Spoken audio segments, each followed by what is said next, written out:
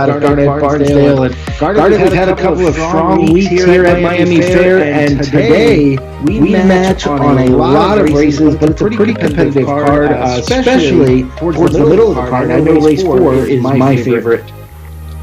There's an open race I think is the race of the meet so far at the end of the card. I think it's the last race. We got heavy hitters, man. Great D, Tito Santana, and Sass Bush Steve all meeting up. That should be a great race, I think.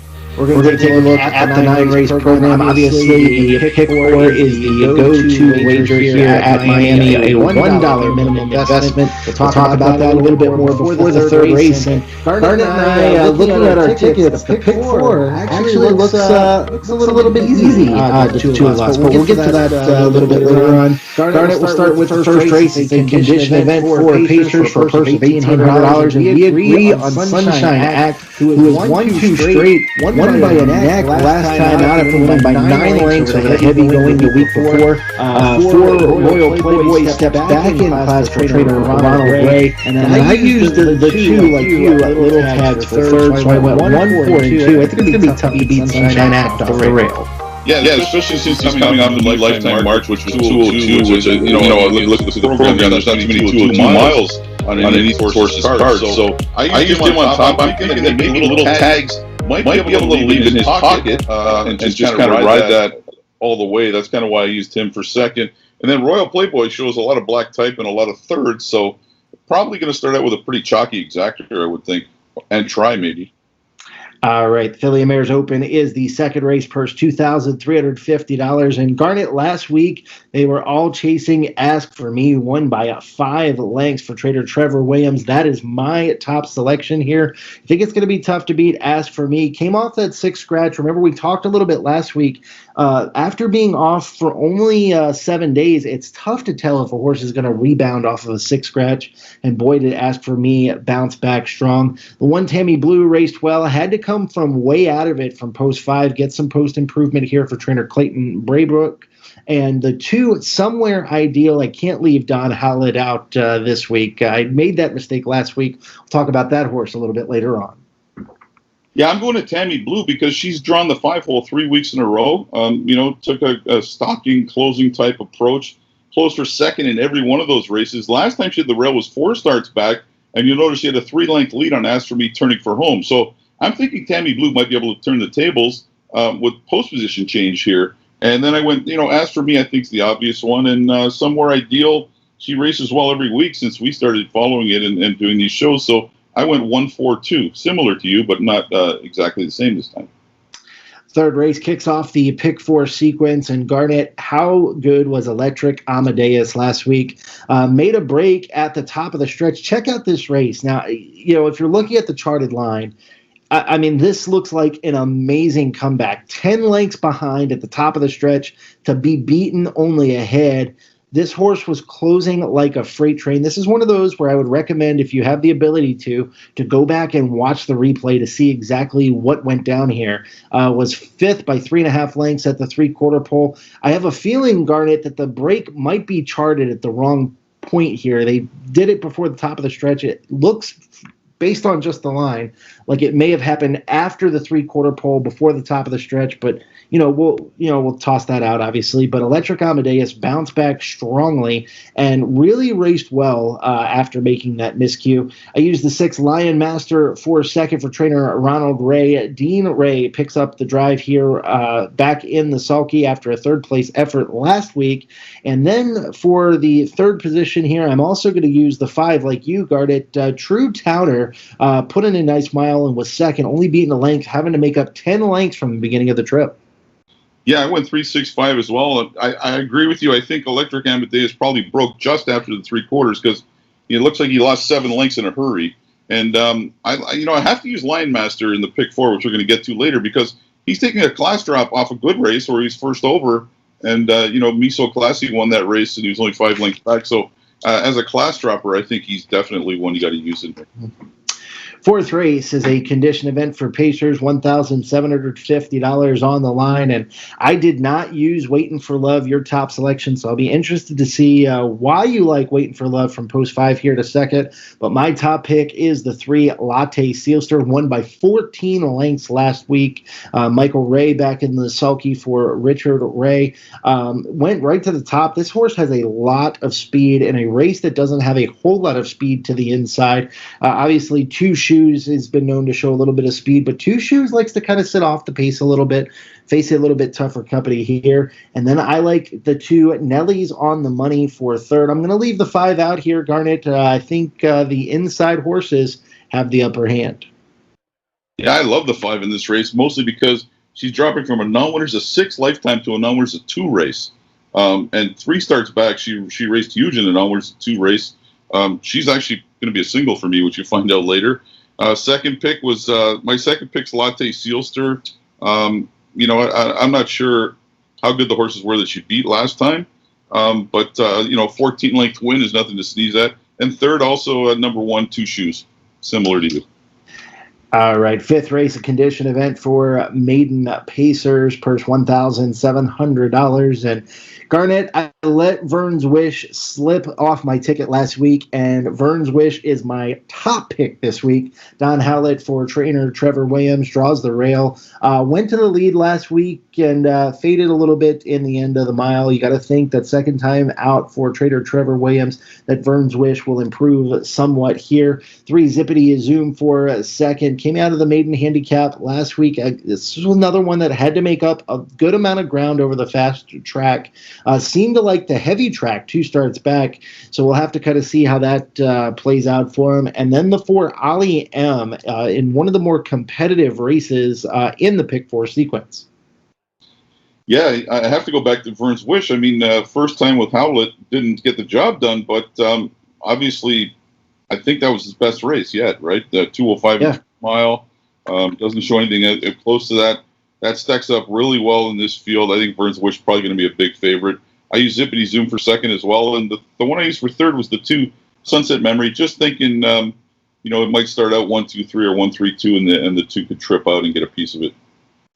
Right, 6th race condition event for Pacers, purse $1,750. And Garnet will get to the 14-year-old who was written into this race here in just a second, but we're both land on the 5 Miso Classy. Is a classy filly by In the Irons. It's a 3-year-old bay filly. Has won 2 straight, won the series 2 starts back for going for a nice purse up there. Miami, that $5,918 purse is a nice purse. Came home in 30-3 last week, and while that may not be something to sneeze at on a regular basis like Woodbine Mohawk Park or the Meadowlands or Northfield, on this type of racing strip, 30-3 coming home is actually a really nice kick. For second, we're going to go with the 14-year-old number 1 Bling Kaching.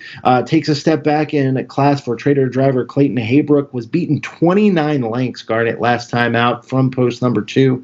I'm going to have to say that this one faces a slightly easier company. May not be taking a drop in class per se, but definitely faces a little bit easier this week. And I'm going to stay off Black is Back Jack this week. I tossed him out for third. We'll use the 3 See You Tonight. I'm hoping for a little bit of improvement there from See You Tonight for trainer James Jeffers. I'm hunting for a little bit of a price in there. Yeah, I didn't use Bling Kaching, but I love that they wrote him into the race. Yep. I think anybody that keeps this horse racing at 14 is deserves to get him into a race where he's not going to be claimed. I mean, I don't know if anybody would claim a 14-year-old. I think it's great that they wrote him into the race, and I wouldn't write him off from the rail. But Miso Classy was really impressive last week. I think she kind of stands out in this race, the 3-year-old filly. I took Blackjack is Back for second. I like his race last week where he's second to Miso Classy. He made the first move actually, and then Miso Classy came after that and kind of pulled away. And the third one I'm using Get It Done Bud, who was second to Latte Sealster, who won by 14, as you noted already from the previous race there. Claiming event kicks off the 7th race, Exacta Tri-Actor Wagering. Look at me using some of the Canadian terms here. And in the 7th race, I'm going to go with number 4, Outlaw Kismet. Won by 14 lengths last week, has won 2 straight. It's going to be tough to beat this Trevor Williams trainee. For second, we'll go with the 2, a Great Quote was second in that mile that Outlaw Kismet won. And then for third, Garnet, I'm going to go with the 5 horse here, Marv the Rat, who draws a little bit tough this week, but is taking a step back in class out of the Open and dropping into the claiming ranks. Yeah, I'm similar to you. Outlaw Kismet looks like a strong favorite here, but I used our buddy Marv for second for the same reason you did. He's taking a class drop. Probably going to like the company here. I think he's got a good chance to complete the Exactor. And third, I went to a Great Quote. This horse has a fine record. Looks like 66 times in the money and 168 starts. A 9-year-old warrior from the 2-hole. It's hard to imagine him not making it into this try in a 5-horse field. All right, 8th race is up next. It's a condition event for Pacers, $1,950 on the line. And we both go with the same top selection here, Garnet. 6-1 on the morning line. I don't think you're going to get 6-1, especially if people listen to us. Oh. Number 4, Hokey Dokey, was third, beaten 12 lengths last week, but was interfered with after coming 3 wide. That is an impossible trip, especially over Miami Fair. 3 wide and then interfered with. That that's another race where you might have to go back and watch the replay. The 2, Heartland Bannies-Bro. Did I say that right? Heartland Bannies-Bro, number 2, was beaten 13 lengths in that same race. Didn't get as tough of a trip, Garnet, though. I'm going to look for him to bounce back for Mark Filion, and there's Filions everywhere, all over Canada, apparently. And Williams and Barnsdale, that's for sure. And for third, we'll go with number 3, Popcorn Jimmy. Popcorn Jimmy really raced well last week, was only beaten a neck with Tyler Grundy in the sulky. So I think Tyler Grundy could guide this one into a good position against slightly tougher company. Yeah, Hokey Dokey actually shows 2 spots in the race where there's interference. Whether he's causing it or was a victim of it, I'm not sure. I didn't actually see that race, but made a big move to be third in a fast mile. So I think Hokey Dokey's not going to be anywhere close to 6-1 and is going to be tough to beat. I used Popcorn Jimmy for second. I like his race against Sunshine Act. He made 2 moves, left to get the pocket, and then made a move to the front in the 3rd quarter. In the 32nd quarter, was only beaten a neck, came home at 29-4. I think Popcorn Jimmy's got a very good chance. And then the last one I took is the Little Beast, who 2 starts back won the Golden Boy as a 3-year-old. He's facing older here, but he's got a good record, all except for his last race, which was against non-winners of 6. Now this is non-winners of 5. So I think the Little Beast could maybe hit the ticket here at a price. All right, 9th race is the finale. It's the Horses and Geldings Open. This was a race that Garnet said that he liked earlier in the pregame show. And Garnet, we both land on the same 3 horses in the same 3 order here. We're both going with the 2, 4, and 6. Obviously, Gray Z is coming off 2 straight victories. Handled the jump to the Open really well last week. Just got up by a nose over Saskabush Steve, who draws into this race from post number 6 for trainer Matthew Hallett. Don Hallett is in the sulky. This is a really, really interesting race. And the 4, Tito Santana, might be tough to beat as well, coming off 3 straight victories and another one that handled the jumping class well. Yeah, and Tito's got a race in 157-1 from August 8th. But I'm going to Gray Z because he has that devastating 3rd quarter move. Last time he faced a 28 3rd quarter, couldn't clear, actually dropped a quarter of a length back in the stretch call, came back again to win by a nose with a 29 quarter. That's a mile on a fair track to go 28 and get hung out and still be able to come on to win again. So from an improved post, I think driver Michelle Ray will look to take advantage of that maybe and get better position earlier. But I think it comes down to those 3: Gray Z, Tito Santana, and Saskabush Steve. All right, fantastic program coming up here in just a little bit at 1:30. Garnet and I will be back before the 3rd race to talk about the Pick 4 sequence. Both of us are going a little bit cheaper this week, so we'll stick around and find out who we like in the Pick 4. Good luck at all of your wagering strategies, and we'll see you back before the 3rd.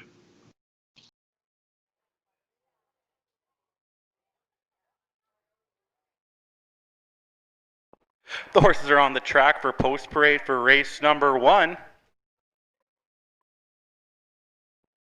Number 1, Sunshine Act, owned by Justin Ray, Alan Bryden, and Michelle Mowat, trained by Roland Ray, driven today by Tyler Grundy. Number 2 is Little Tags, owned by Don and Sheila Annis, trained by Don Annis, driven today by Daryl Mason. Number 3 is Angel Hands, owned by Errol Voden and Kevin Hildebrandt, trained by Kevin Hildebrandt, driven today by Michelle Ray. Dean Ray. 4 is Royal Playboy, owned by Roland Ray, trained by Roland Ray, driven today by Dean Ray.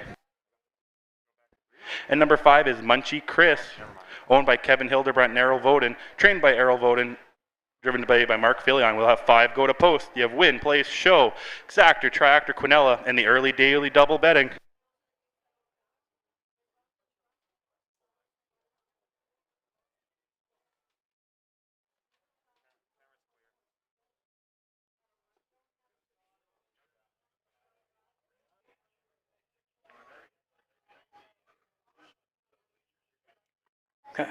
Good afternoon, ladies and gentlemen. Week number 8 here at the Miami Fair.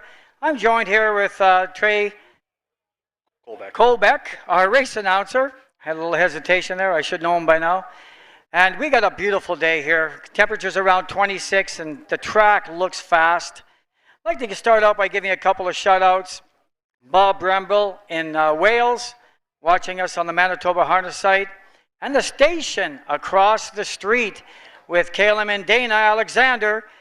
Best food around. We spend a lot of time there. We're going to be there watching the races later tonight. Shout out to them. Let's go right to race number 1. Non-winners are 3 and 4, fillies and mares.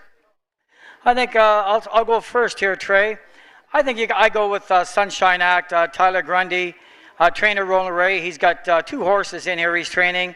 And this horse just looks to be razor sharp with 2 straight wins and back-to-back seconds before that. He's got the rail, finishes strong, and I think it's going to be too much to catch Sunshine Act in race number 1. I'm going to go to Royal Playboy, another horse that's had a good year thus far. Been pacing miles, even had 1 mile back there, finished second in 2 minutes. No slouch, and Royal Playboy will be making his bid down the lane for sure. Angel Hands I like for 3rd. Last couple of starts a little sluggish, but definitely fits in this class. Michelle Ray aboard, razor sharp, hot. Last week with 4 wins. Let's see what Michelle Ray does today. How about you, Trey? What do you like in race number 1? Well, yeah, Mike, I agree with Sunshine Act to win. It's by far the best horse in this race. I also agree for 2nd, Royal Playboy with Dean Ray, some good finishes. But I differ for 3rd. I like Munchie Chris, number 5, owned by Kevin Hildebrandt and Errol Voden. Mark Filion he's got some early wins in this year, but it's been quiet of late. I think Mark's gonna push him right to the front off the start, and it's gonna be tough to beat. But I do go 1, 4, 5. Well, we're going to be going to posts right away here, but let's take a quick look. Turn your programs, ladies and gentlemen, to race number 9. This is the Open Handicap, and let me tell you that this is one of the best opens that I've seen in a long, long time. And we're going to go in more detail with the Win 4 and the Open later on in the program, because I think it's ready for Trey to call this race. So we'll try to talk more about the Open pace with Grazy, Tito Santana, Sanga Savannah, Sakabush Steve, Charles Dragon, and Apertura. Looks like a real good Open shaping up. Yeah, I agree. Those are some 6 top horses on the track. But yeah, we'll have less than 2 minutes to post, so make sure you get to those betting booths, and anyone on HBI, make sure you bet.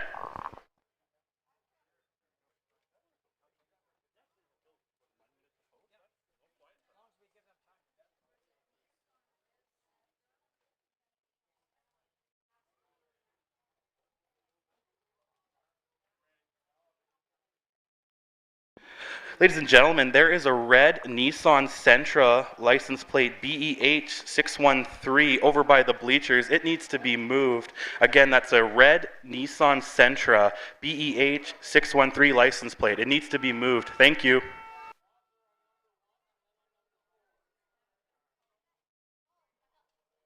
You're looking for value in this race. Trey and I both like the 1, But Royal Playboy, a real good shot in here. Dean Ray, second top driver on the circuit. He's been having a great meet. And don't discount Royal Playboy. And you're getting value at $6.20 on this.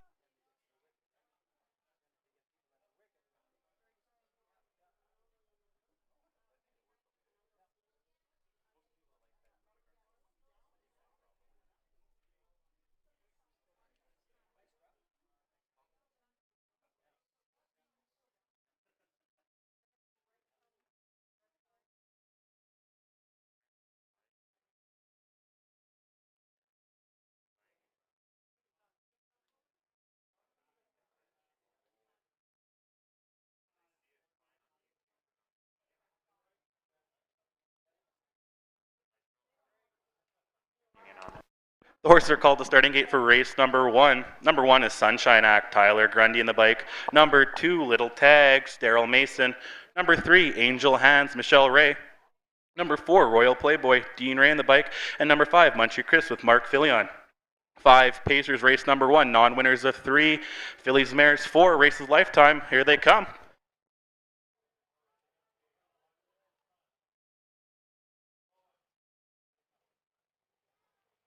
Past fair start pole.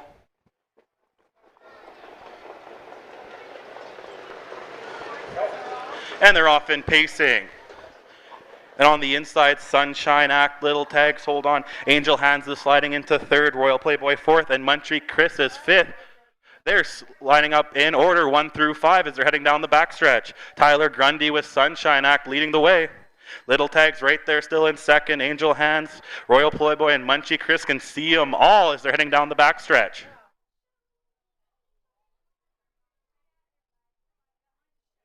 As they're coming to the quarter mark, it's still Sunshine Act. 31 flat for the opening quarter. Sunshine Act still leading the way. Daryl Mason and Little Tags right there in 2nd. Angel Hands 3rd. Royal Playboy 4th. And still Munchie Chris can see them all as they're coming around the stretch for the first time. They're still in line 1 through 5 coming around.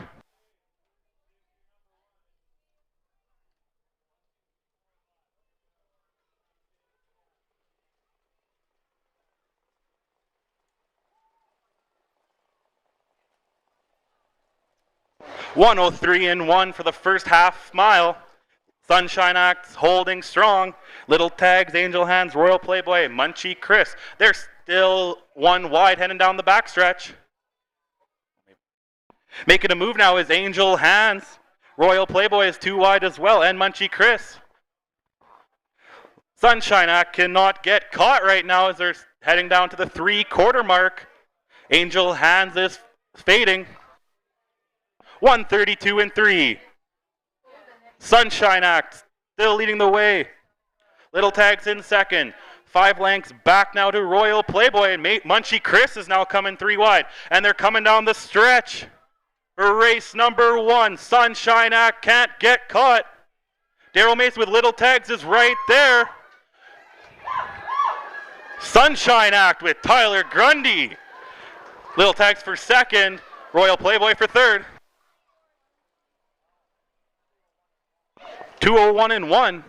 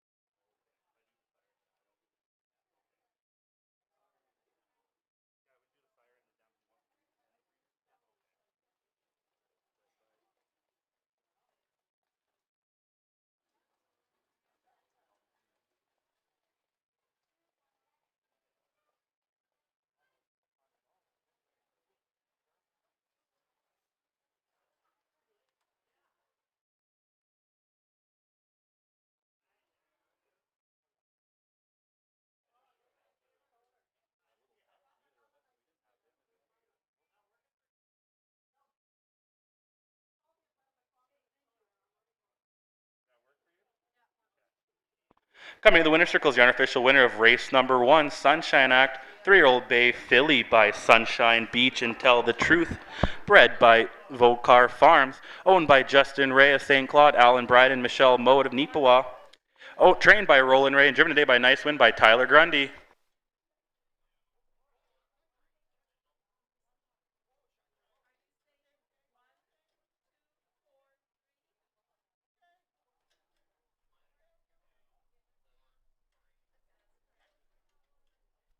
There you go. Give a big round of applause to Sunshine Act with Tyler Grundy, winners of race number 1. Here's your quarter times. They went over the first quarter in 31 flat, over the half in 103 and 1, finishing the 3 quarters in 132 and 3, finishing the full mile in 201 and 1.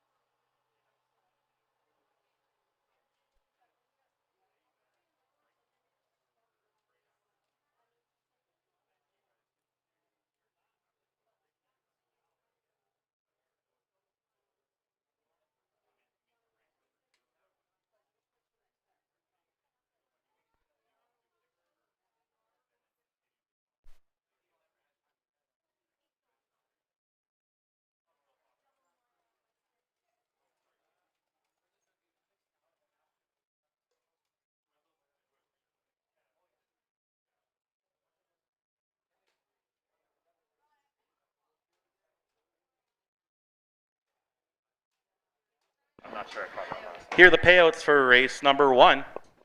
Number 1, Sunshine Act, paid $260 to win, $260 to place, $210 to show.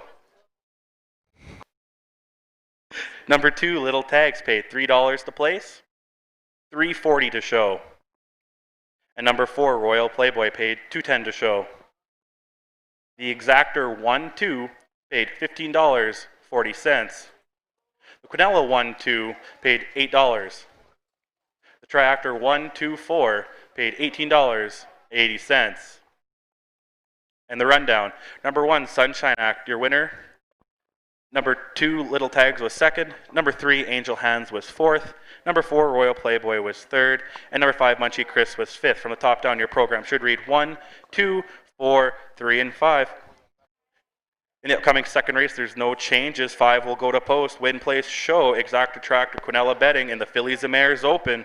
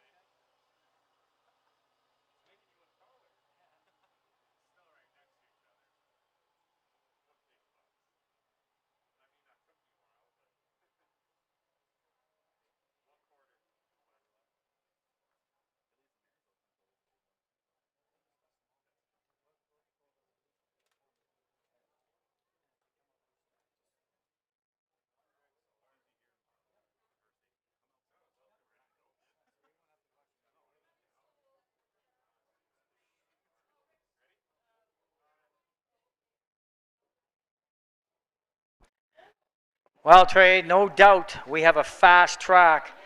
That Sunshine Act last half was in 58 seconds.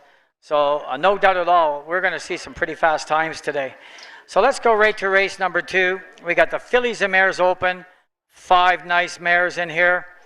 I'm going to go with the 4-horse Ask For Me. Last week raced a very strong mile with Michelle Ray aboard. Michelle has driven this horse twice. This is the 3rd time. And he's won both times he was on this horse. So really gets along with this mare. And I expect Ask For Me to probably make to the bid to the front early and keep on rolling. Horse looked real good last week. Horse for second. You know, I was telling somebody today, I've known Don Hallett for 7 years. He's been a good friend, and I don't remember him ever not winning a race in the 7 years in a race day. And last week, he was shut out, and I've never seen that. So I think Somewhere Ideal, Don Hallett, you might see a different Don today. He's going to be eager to get back into that winning circle where he does so quite often. So I like Somewhere Ideal to probably cut this mile and do what he does on the front end. And Somewhere Ideal, no slouch, looks to be a real good finish shaping up. Horse you can never look out for, that Tammy Blue on the inside, 4 consecutive seconds, and pace of miles in 2:1:22, should get a monster trip in here. And you know you're going to hear from Tammy Blue late in the mile. So I like the 4, 2, and 1. How about you, Trey, in this race? Thanks, Mike. I, of course, Ask For Me. Anytime you see Trevor Williams own and train a horse, good chance it's going to win or be near the top. My only difference is I'm going to take Tammy Blue for second. Like you mentioned, 4 straight seconds. Why not make it 5? It hasn't got a win yet this year, so I could see Clayton Braybrook really push her to the front. And again, I'm going to go with number 2 for third with Don Howlett. But everyone note, trainer change for number 2. Matthew Howlett's now the trainer. So I think Matthew in his debut is going to definitely be in the top 3 in this race. So I got 4-1-2 in race number 2, the Fillies and Mares Open. Yes, and we know the way that works. And when Matthew gets his first training win, there's going to be a lot of buckets of water back in the backstretch to ordain him for sure. Let's go to race number 9, give a little preview of this 6-horse Open. Like the way I see this race shaping up, I looked at Sanga Savannah on the inside and got the job done on the front end. I don't really think Sanga Savannah will leave today. When you've got an entry of Trevor Williams with Gracie and Tito Santana, you know one of these horses is going to run the front end down. And I think that would hurt Tyler's chances in here with this type of field. And so I kind of think that when it's all said and done, Tito Santana is going to try to get to the front. And then Gracie, it's going to be a charge down the lane. And Saskabush Steve might be licking his lips, even though he's got post position 6 Trey. I think we're going to see a monster half, 57, 58 in my honest opinion. We're going to see a real good mile here. And like horses like Sanga Savannah and Saskabush Steve just might like that speed. And these horses may just come back to him. What do you think? Oh, for sure. Gracie and Tito Santana are by far these big monster horses we have on the track. But everyone notices, I'm going to make a bold prediction. Driver on Tito Santana, 10 starts this year, no wins, hasn't finished top 3. I'm going to make a huge bold prediction, Mike. Chris Brown's going to get his first win today. I call it. You remember that race 9, and everyone there, Chris Brown's going to get his first win today with Tito Santana. Well, that would be great. I think I have him picked 3rd, but the program doesn't lie except for one mistake, and nothing against Chris.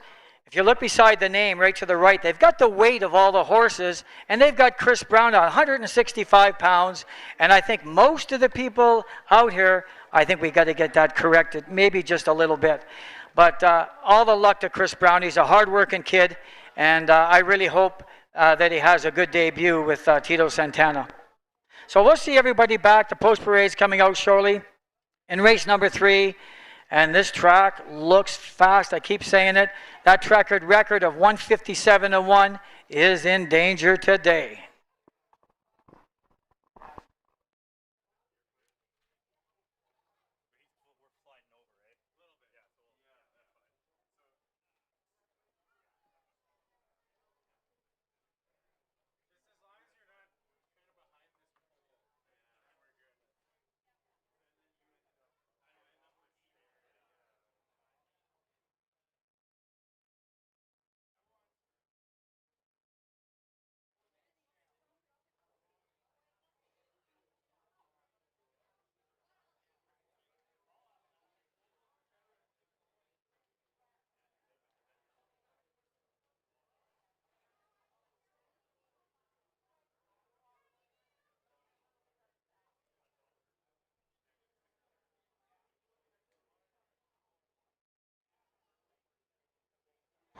The horses are on the track for post parade for race number 2. Number 1, Tammy Blue, owned by Clayton Braybrook, trained by Clayton and driven today by Clayton Braybrook. Number 2 is Somewhere Ideal, owned by Wanda Howlett and Dwayne Taylor, trained by Matthew Howlett and driven today by Don Howlett. Number 3 is Karma Blue Chip, owned by Errol Voden, trained by Mark Fillion, driven today by Mark Fillion. Number 4, Ask For Me, owned by Trevor Williams, trained by Trevor Williams, driven today by Michelle Ray. And number 5, Sprint to the Finish, owned, trained, and driven today by Corey Manning. 5 will go to post in the Fillies and Mares Open. Remember, Exactor, Try, Quinella, Win, Play, Show Betting.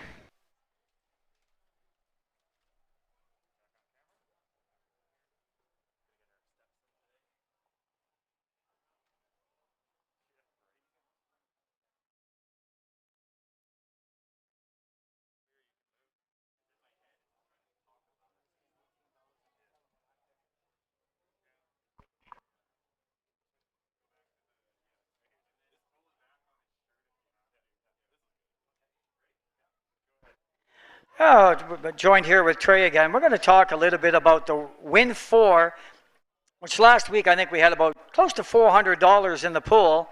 And the way you bet this, you start from race number 3, 4, 5, and 6, and you got to pick the winners of each leg. It's a $1 Win 4 when you go up to the wicket, and depending on how many horses that you pick in each leg determines how much the cost is going to be. If you've got a pen, I'm just going to tell you what I like from race 3, 4, 5, and 6. And if you're brave enough to listen to me, but I have been pretty good on the Win 4s of late, it'll cost you $18 on my pick, on a $1 pick. Race number 3, now this is a $1 wheel when you go bet the Win 4. You've got to ask for a $1 wheel on the pick 4. I like 3, 5, and 6 in race number 3. I like 2, 3, and 5 in race number 4. Race number 5, Trey, I singled the 1 horse in race number 5, all by himself. And in the finale in race number 6, I like the 1 and 5. Now on a $1 wheel on the Win 4, that's going to cost you $18. If you take some of these horses out, it's going to cost you a lot less. You can spend as much as $2. I'll ask Trey what he likes in the Win 4, and you should try it because it's a good exotic bet. In most places, we've seen pots hit the thousands. And I think today, with the crowd we have here and online, we're going to see $400, $500 in that pool today. So take a look at it. Support Miami Fair. Thanks, Mike. Yeah, for my pick 4, I believe mine's $18 as well. I agree with you in race number 3, 3, 5, 6. I think we differ in race 4. I have 1, 3, 5. Race number 5, you picked just the 1. I'm not that risky. I went 1, 3. But in race number 6, I solely picked horse number 6. And let me just pull it up here. Do you have race?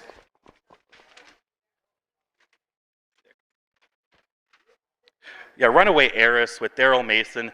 Good looking filly. I think she's going to win race number 6 hands down. So I went 3, 5, 6 with 1, 3, 5 with 1, 3 with 5. That'd be $18. A $1 pick 4 wheel. You singled out the 6. I don't even have him in my top 3. I think Me So Classy looks like the horse to beat here. Anyway, good luck. We'll see everybody back in the next race, and stay tuned.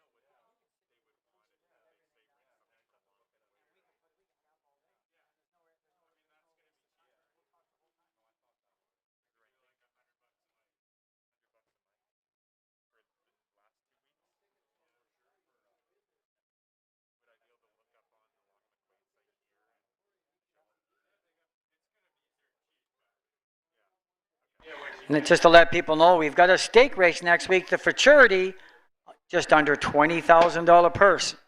A lot of money on the circuit here. Hope everybody shows up at stake time the next 2 weeks. And that's the best exciting racing you can get. Hope to see everybody out.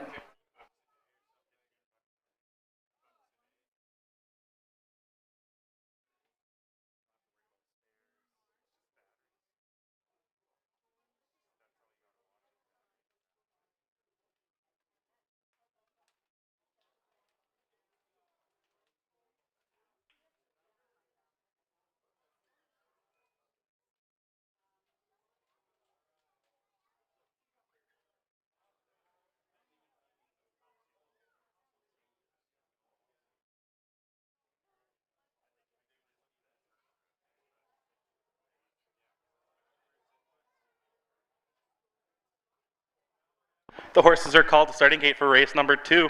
Number 1, Tammy Blue, Clayton Braybrook in the bike. Number 2, Somewhere Ideal, Don Howlett. Number 3, Karma Blue Chip, Mark Fillion. Number 4, Ask For Me, Michelle Ray teams up. And number 5, Sprint to the Finish with Corey Manning. 5 Pacers on the gate for the fillies, and mares open. They're passing the fair start pole.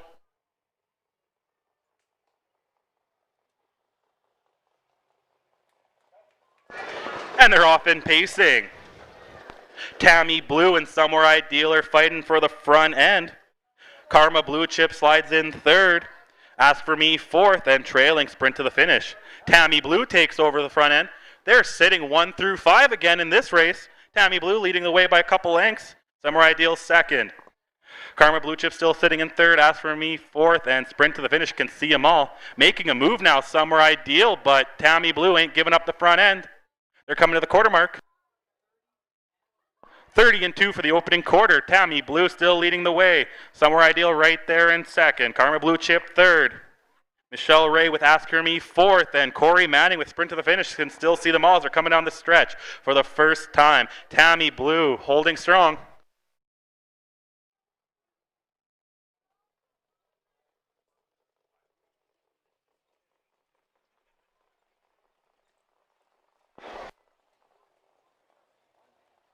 One minute and 2 fifths at the half. Karma Blue Chip and Ask For Me now 2 wide as they're hitting the clubhouse turn for last and final time. But Tammy Blue is still leading the way. Somewhere Ideal and Karma Blue Chip fighting for second. Sprint to the Finish and Ask For Me are now fighting for fourth.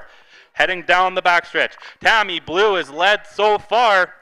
Somewhere Ideal still right there. They're 3 wide down the backstretch. Ask For Me, Sprint to the Finish, and Karma Blue Chip. They're like 3 or 4 wide as they're coming to the 3-quarter mark. 1:30-1. Clayton Braybrook with Tammy Blue isn't giving up that lead though. Sprint to the Finish. Ask For Me, Karma Blue Chip, all 3 wide. They're coming down the stretch. Tammy Blue is Sprint to the Finish right there in second. Ask For Me 2 wide, fighting with Somewhere Ideal for third. But Tammy Blue wire to wire with Clayton Braybrook. Sprint to the Finish for second, and for fourth, Ask For Me. 1:59-4 for Tammy Blue.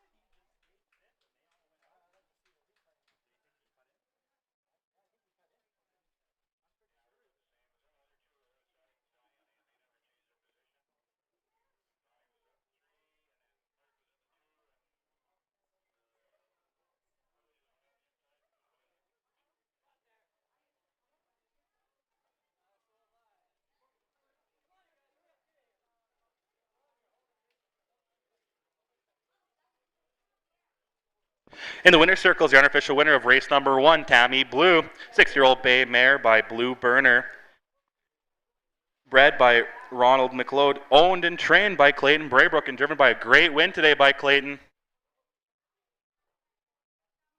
Give a big round of applause to Tammy Blue with teammate Clayton Braybrook. Here are your quarter times. They went over the first quarter in 30 and 2.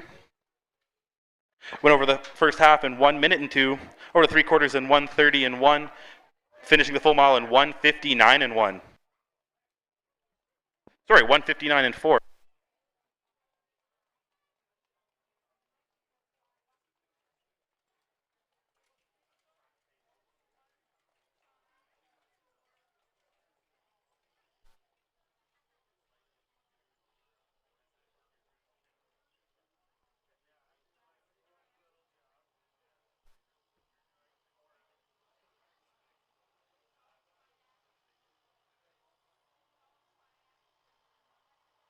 Ladies and gentlemen, hold all Tri-Actor and Quinella tickets. That's all Tri-Actor, Quinella tickets.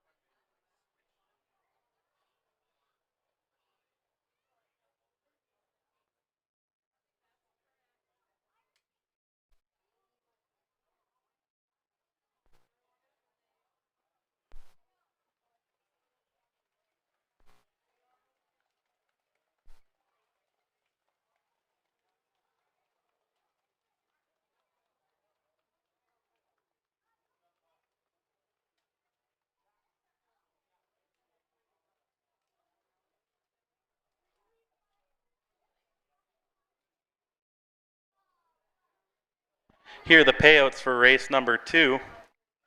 Number 1 paid $5.90 to win, $4.60 to place, $2.10 to show. Number 5, sprint to the finish, paid $10.90 to place, $2.10 to show. And number 4, Somewhere Ideal, paid $2.70 to show. The exactor, one with all, that's one with all, paid $7.70. The Quinella one with all paid $2.10. The Quinella 5 with all paid $7.30. And the $2 Tri-Actor 1 with all paid $6.20. And the $2 Daily Double 1 paid $6.80.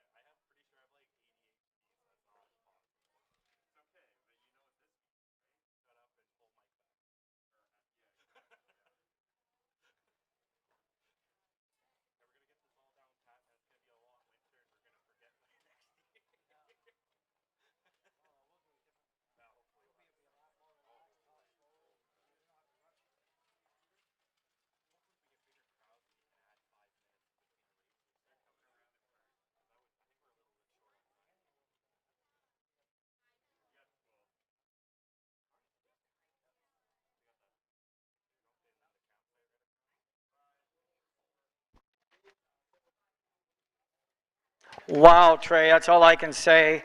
Long shot for that Cornella and Exactor sprint to the finish just came out of nowhere.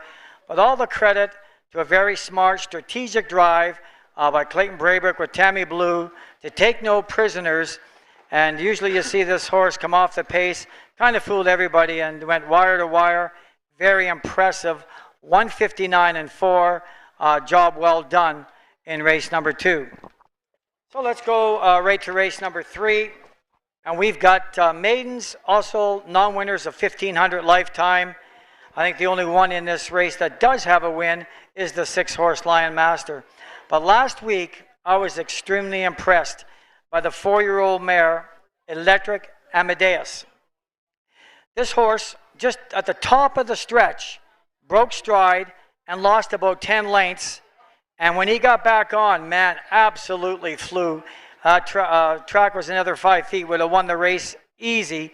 Now this horse is a green horse. It's only had one lifetime start. And you can see Corey's teaching this horse, this 4-year-old mare to race. Didn't race as a 2 or 3-year-old. But I'm telling you, this horse is loaded in talent. And if this horse makes no mistakes, what I mean by that is doesn't break stride, I think Electric Amadeus should have this race all by herself in here.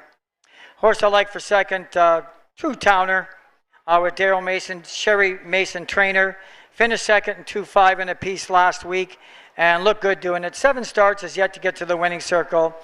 Fits well in this bunch and I think will be heard from late in the mile. The horse that does have a win in this race is Lion Master, coming out of post position 6, and that's always really hurt your chances when you come out of there. But he does have a win in 2/3 in 5 starts. And look at Dean Ray's driving average, 529, extremely impressive. Also his father Roland with a 448 training average. You know that barn is having one heck of a year when you see averages like that. So I'm going to like the 3, 5, and 6 in race number 3. How about you, Trey? Well, Mike, we actually have the exact same thoughts for almost everything. I have 3, 5, 6 as well. But I really want to talk about that number 3, Electric Amadeus. I've been watching horse racing for 20 years. I have never seen a horse break there and somehow lose by a nose. Have you? Not like that. No. So that's insane. And if anyone can get a horse to train up in a week time, it's probably Corey Manning. So I definitely think that horse could win by lengths if it doesn't break. So I also have 3, 5, 6. But really quick, I made a mistake in my pick 4 earlier. In race number 6, I actually did pick the 5, Me So Classy. So no disrespect to Daryl and Runaway Heiress, but I'm going all in on Me So Classy in race number 6 on my pick 4. And we still have a couple minutes to post, so make sure you get your pick 4 in because it starts race number 3. Yeah, I agree, Trey. Give it a shot if you've never done it. That's how you learn, because we expect you guys out the next 2 weeks. So it's good to get your feet wet now. Get that win 4 in. And every dollar you spend goes to the Miami Fair Egg Society. It helps them bring on races year after year. And without your support, we have no more racing. So anytime you're throwing a dollar at the wickets, please think of that. We appreciate it very much.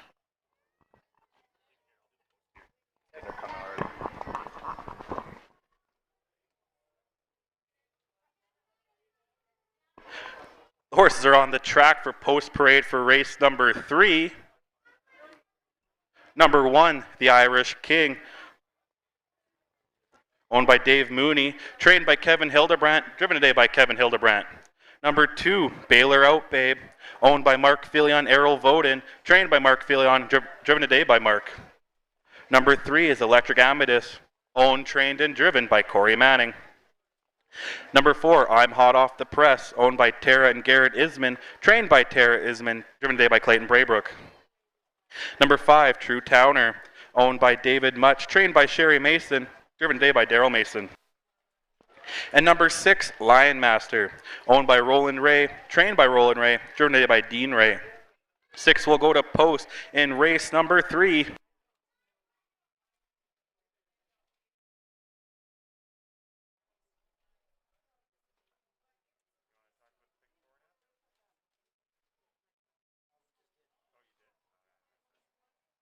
Ladies and gentlemen, here's the rundown for race number 2. Number 1, Tammy Blue, your winner. Number 2, Somewhere Ideal, was 4th. Number 3, Karma Blue Chip, was 5th. Number 4, Ask for Me, was third. And number 5, Sprint to the Finish, was second. From the top down, your program should read 1, 4, 5, 3, 2.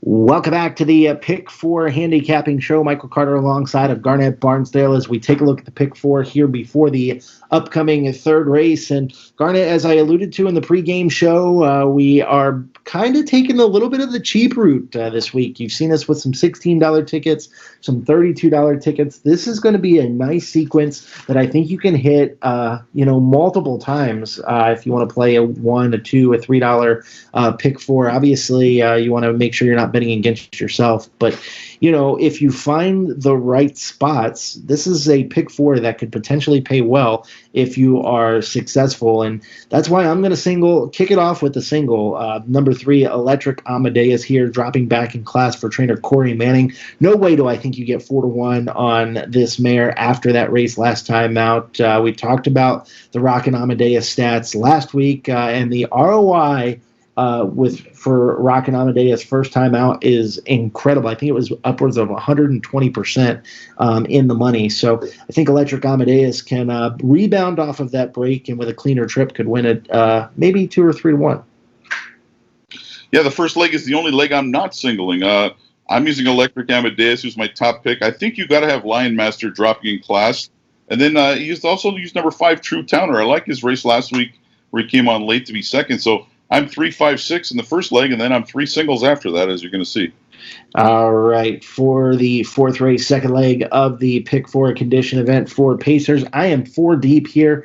I went with the 1, 2 Shoes, 2 Nellies on the money. Number 3, Latte Sealster, and the 5, Waitin' for Love, who is your single, Garnet. So 5, Waitin' for Love, who's stepping back in class. I like Waiting for Love's form here as of late, so interested to see what that one can do. The price play here, for me anyway, is the 2 Nellies on the money. If this one can kind of stay out of trouble and not make a break, I think Nellies on the money has a chance to make the ticket here from the inside, get some slight post improvement. Who knows? I've seen crazier things happen. Yeah, I just like the fact that Waiting Love's dropping in class here. I think she's probably going to make an early move in this race at some point to try to take control of it. So she's my first single of 3. All right, fifth race is the third leg of the Pick 4 sequence. I am 3 deep here. I'm not leaving Vern's Wish out. Caught a lot of crap for leaving Vern's Wish out last week. It ain't happening this week, that's for sure. Vern's Wish draws the rail after a third-place effort from Post 4, second-time trainer Trevor Williams. And the 3, Zippity Zoom, is another one that I like in this field for trainer Tara Isman. I think Vern's Wish goes right to the front and wires this group. I think he's on his the time that he produced last week. If Howlett can improve him even a little bit more this week after he's had him once, I don't see him getting beat here. All right, and the sixth race, final leg of the Pick 4. We're both singled here to the 5 Me So Classy. We're going to live or die off of the 5 Me So Classy. Is 1, 2 straight and won by 5 last week, Garnet. This, to me, is the best horse in the field. Absolutely. I'd be very surprised if Me So Classy got beat. So my ticket's just $3, 3, 5, 6 with 1, with 5, with 1, with 5. And my ticket is $8, and it's 3 with 1, 2, 3, 5 with 1, 3 with 5. 2 very economical plays here. No carryover this week in the Pick 4. And don't forget, Garnet, there's a lot to be said truck about having a small ticket like this and being able to kind of pound it a little bit and maybe kind of increase your value. Yeah, you hit it a couple times, and there's if there's 3 or 4 winners and you get half the pool, it's not too bad. I think I agree with that.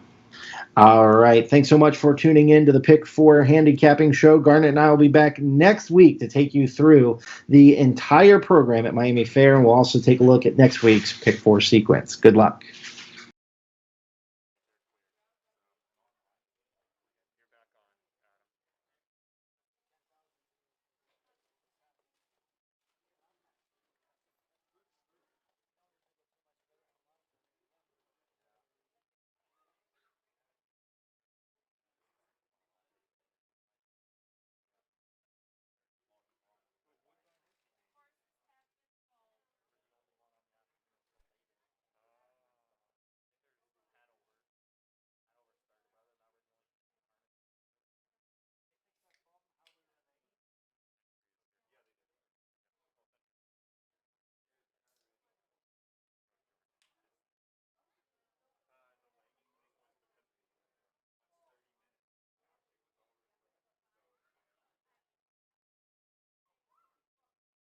Make sure you still have a little bit of time to get that pick 4 bet in. Runs races 3 through 6.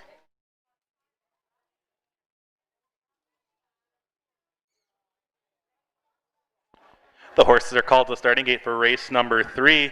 Number 1, the Irish King, Kevin Hildebrand in the bike. Number 2, Baylor Out Babe, Mark Fillion. Number 3, Electric Amethyst, Corey Manning. Number 4, I'm Hot Off the Press, Clayton Braybrook. Number 5, True Towner, Daryl Mason. And number 6, Lion Master with Dean Ray. 6 Pacers on the gate coming down the stretch.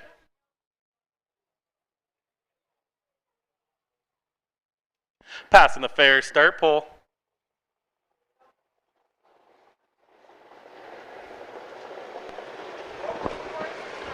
And they're off in pacing. Straight to the front end, Baylor Out Babe, the Irish King, and I'm Hot Off the Press. Coming from the far outside, Lion Master making a charge. True Towner sits in 5th, and the trailer is the favorite, Electric Amethyst, as they're heading down the backstretch. Baylor Out Babe leading the way. I'm Hot Off the Press is 2nd. Lion Master now sits in 3rd. The Irish King 4th. True Towner is 5th and trailing Electric Amethyst as they're coming to the quarter mark. 30 and 3. Mark Villion with Baylor Out Babe leading the way. I'm Hot Off the Press right there in 2nd. Lion Master still 3rd. Irish King 4th. True Towner 5th. Electric Amethyst is 6th. They're coming down the stretch for the first time. Baylor Out Babe leading it.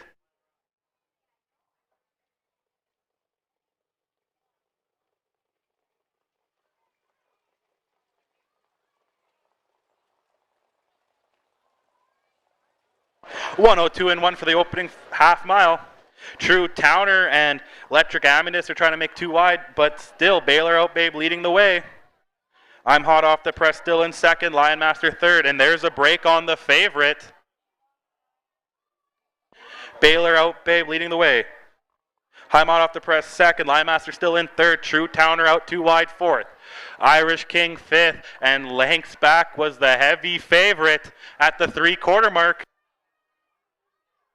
133 and 2. Baylor Out Babe isn't giving up that lead. I'm Hot Off the Press 2nd. Lion Master and True Towner battling for 3rd. Irish King comfortable in 5th, but now coming is the favorite Electric Amethyst. Can she do it again? Baylor Out Babe holding on. Baylor Out Babe, I'm Hot Off the Press, and True Towner now for 2nd. Here comes Electric Amethyst 3 wide. Electric Amethyst doing it again. Electric Amethyst. Oh, Electric Amethyst with the win.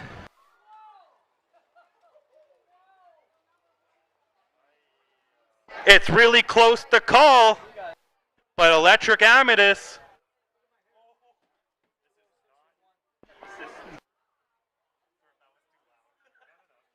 $206 and 1 for Electric Amethyst.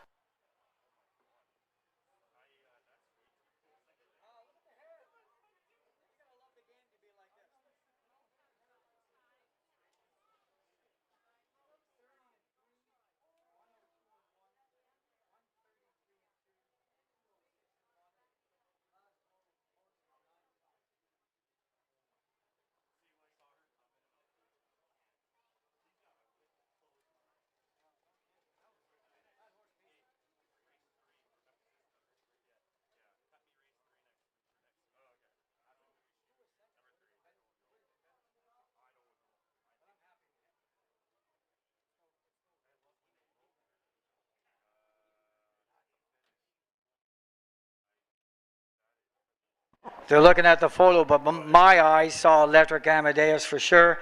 Unbelievable. I think he paced a mile in 2-2 if you count the real estate he had to make up. 2-1-2-2 in my eyes. Monster horse. When Corey gets this one right, we're going to see a lot of Electric Amadeus. I love this horse.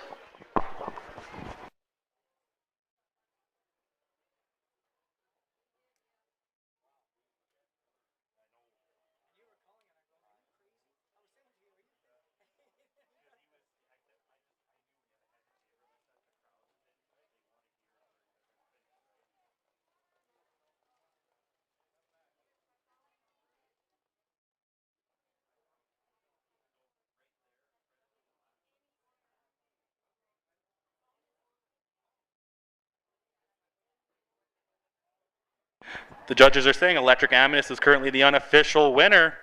4-year-old Bay Mare by Rockin' Amethyst and Still Electric. Oh, and trained and driven today by Corey Manning. What a finish by the mare. Give them a big round of applause, Electric Amethyst and Corey Manning. Here are the quarter times.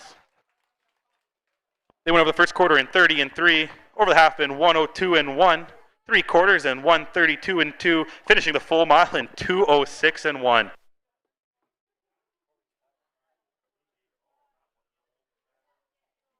I think Corey needs a breather.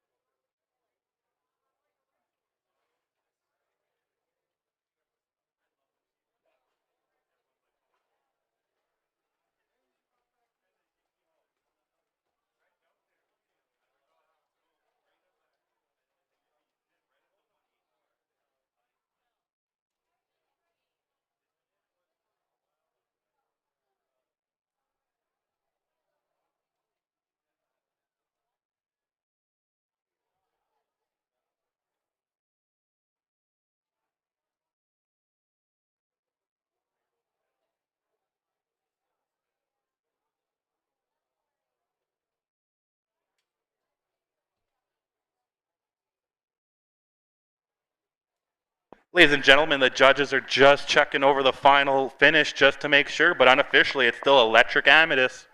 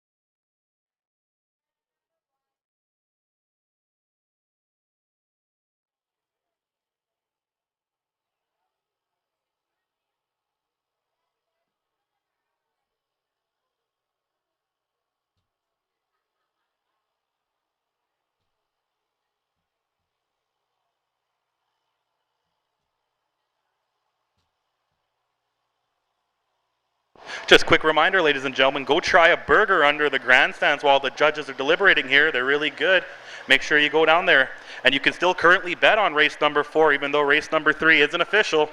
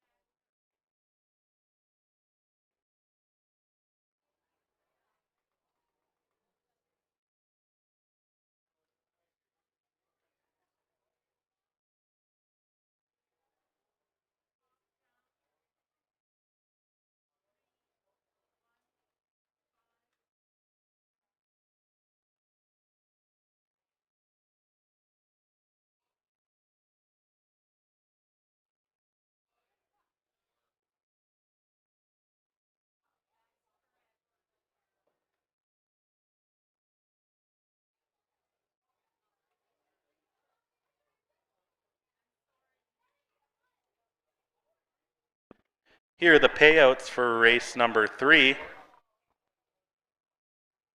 Number 3, Electric Amethyst paid $4.20 to win, $2.60 to place, $2.80 to show.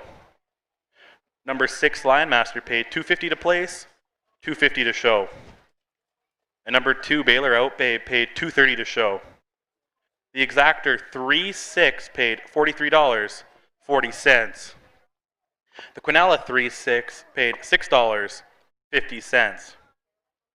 The Triactor 3-6-2 paid $31.20. And here's the rundown. Number 1, the Irish King was 6th. Number 2, Baylor Outbay was 3rd. Number 3, Electric Amethyst, your winner. Number 4, I'm Hot Off the Press was 5th. Number 5, True Towner was 4th. And number 6, Lion Master was 2nd. From the top down, your program should read 6, 3, 1, 5, 4, and 2. Currently no changes in the 4th race. 6 will go to post, win, place, show, exactor, tractor, Quinella betting.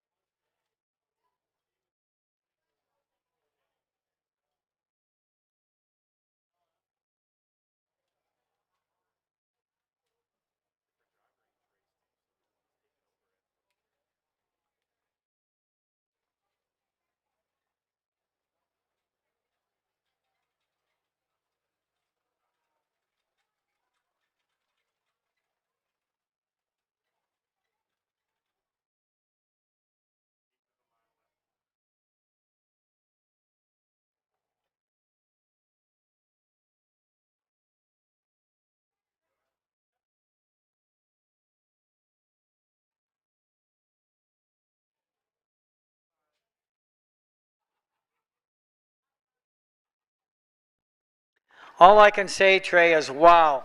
To me, that was the most exciting finish, not only this year, for many, many years that I've seen at the races in a long, long time. Despite the mile was 2-6-1, that means nothing. That was one fun, exciting finish. Just to let the fans here know, when this horse broke stride, when Electric Amadeus broke stride, spotted the field 15 lengths. And let me explain that. Every 5 lengths is 1 second. So right there and then when he broke, that was 3 seconds, which makes his mile 2-3 right there. Then he had to catch the field and, go around them and do all the work. This is a talented 4-year-old. And again, when Corey Manning gets this horse right, Electric Amadeus, I think it's something special. I know he's a 4-year-old mare, but really like what I saw and quite impressive. Congratulations to the combinations of Electric Amadeus with Corey Manning. Job well done to hold that horse together and get the win. Race number 4, we got non-winners of 2 and 3 fillies and mares. Also eligible 14-year-olds in this race. There is no 14-year-olds in this race, but there is one coming up later on in the program. Anyway, I like the 3-horse Tyler, Latte Sealster, Michelle Richard Way. This horse has been having problems. It's been kind of stopping just before the 3/4 pole most of its races. Last week, just kept on rolling and rolling. Like what I saw, paced a good mile in 2-3-1, win by 14, and actually breezed coming home. And I think Michelle Ray is going to do the same thing, get this one to the front. And I think Latte Sealster will be hard to beat. The 5 horse could very well be the morning favorite here with Waiting for Love with Dean Ray and Roland Ray. A good combination. 3 consecutive seconds before that a win. Definitely sitting on another win right here. And look at that mile last week, the fastest on the 6 horses in this race, finishing second and 2-2 in a piece. Definitely Waiting for Love will be heard from. Horse I think has been like, he's just always right there, just not getting the job done, is Nelly's on the Money, owned by David Mooney.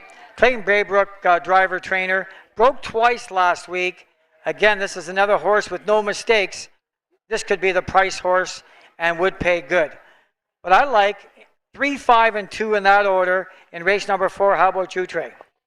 Yeah, I'll do my picks really quick after the post parade. So here's your post parade for race number 4.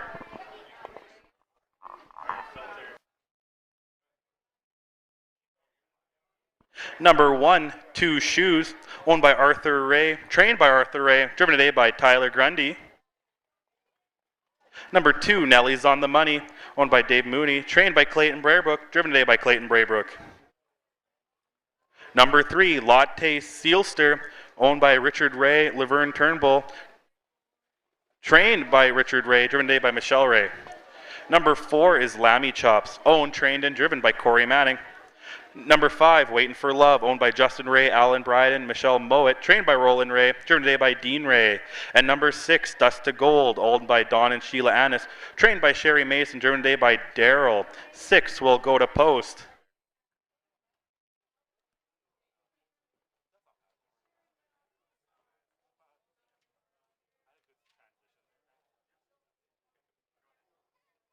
So just recap, Mike went with 3-5-2, right, in this 4th race.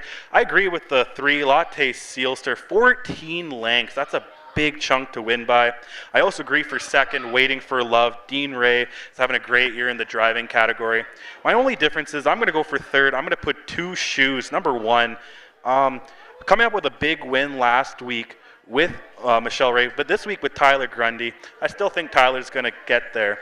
But be wary of that Nelly's on the Money. As we saw earlier, Clayton went straight to the front in a different race. He might do that again and hold on, but my picks are going to be 3-5-1 in race number 4. And again, ladies and gentlemen, please stick around for race number 9, the Open. We've got one exciting race that we're definitely going to have. And we appreciate everybody. We got a nice crowd here today, and everybody seems to be social distancing quite fine, and that's very important. And good luck. We'll see you back in race number 5.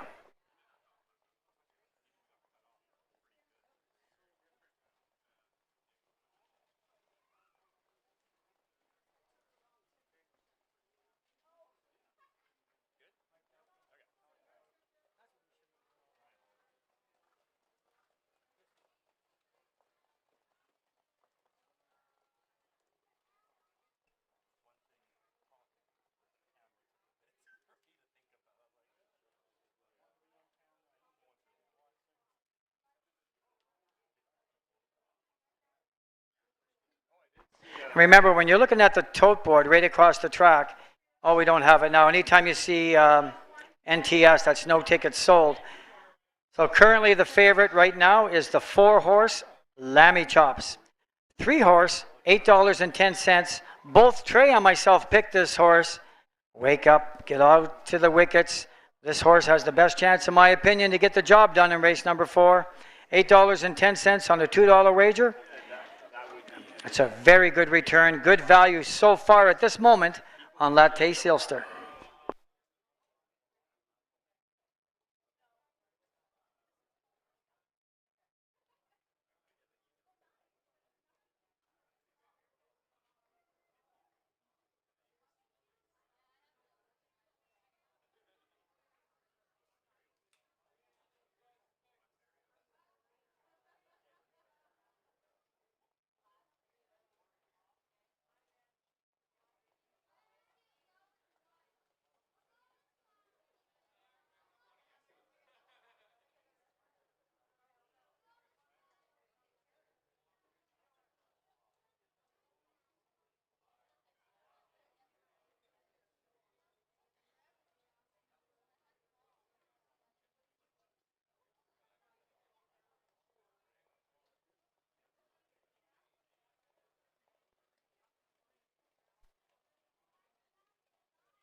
Look at my third selection. Nelly's on the money. Well overdue, $46.40. There's money on the board, guys. Money on the board today for sure.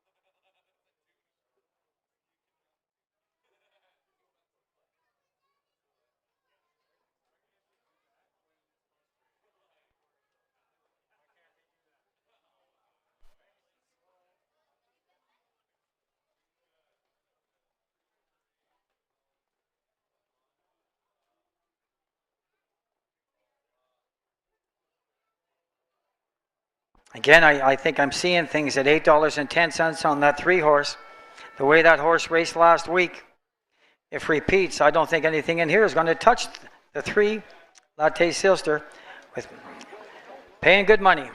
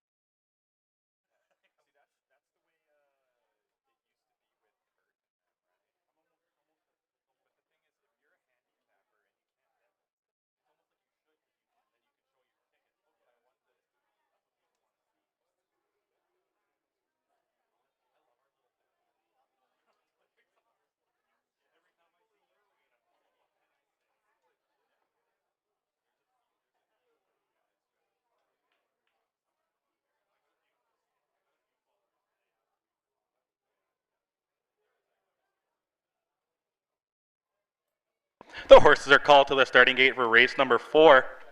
Number 1, 2 Shoes, Tyler Grundy teams up. Number 2, Nelly's on the money, Clayton Braybrook. Number 3, Latte Sealster, Michelle Ray. Number 4, Lammy Chops, Corey Manning.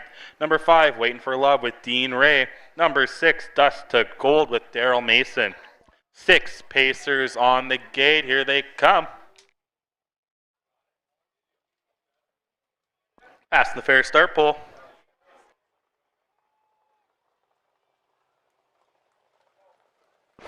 And they're off in pacing. On the inside, 2 Shoes. Latte Sealster, takes up the front end. 2 Shoes sitting in second. Lammy Chops is sitting in now third. Nelly's on the money 4th. Waiting for Love 5th on the outside in the trailer. Dust to Gold. As they're heading down the backstretch, Waiting for Love is now 2 wide, trying to take over 4th. Still, Latte Sealster holding on with 2 Shoes right there in second. Lammy Chops 3 or 4 lengths back, and now Waiting for Love is in 4th. As they're coming to the quarter mark, 30-1 for the opening quarter. Latte Sealster still holding on. 2 Shoes right there in second. Lammy Chops closing the gap third. Waiting for Love 4th. Now 3 lengths back to Nelly's on the money, and Dust to Gold can see them all as they're coming down the stretch for the first time.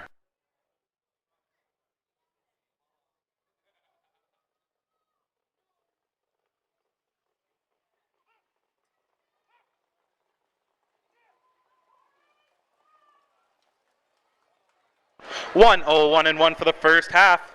Latte Sealster leading the way. 2 Shoes not going anywhere second. Lammy Chops third. Waiting for Love still sitting in 4th. Nelly's on the money 5th and trailing Dust to Gold as they're heading down the backstretch. Latte Sealster and 2 Shoes at the front end. Waiting for Love now making a push for third. Lammy Chops on the inside 4th. And the trailers, Nelly's on the money and Dust to Gold at the 3-quarter mark.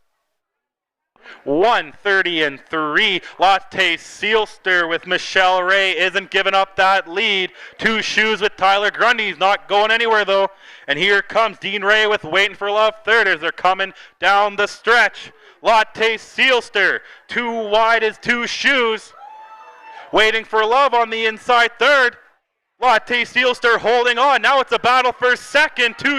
Here comes Waiting for Love, but it's too late. Latte Sealster Waiting for Love. 2 shoes. 2:01 and 3 for the mile.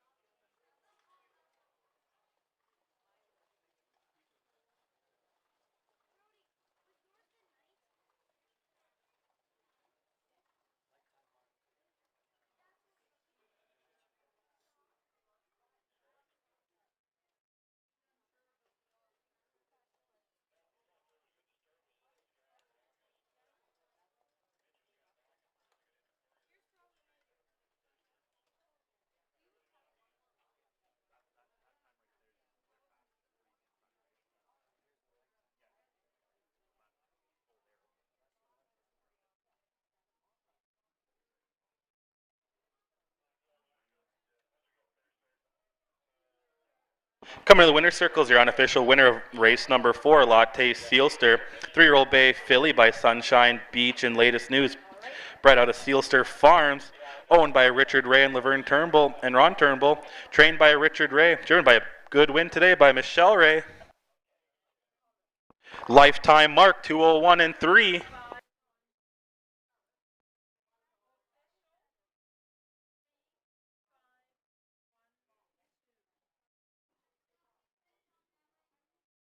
Big round of applause for Latte Sealster with Michelle Ray. Lifetime mark. Here are your quarter times. They went over the quarter in 30 and 1, over the half in 1:01 and 1, over the 3/4 in 1:30 and 3, finishing the full mile in 2:01 and 3.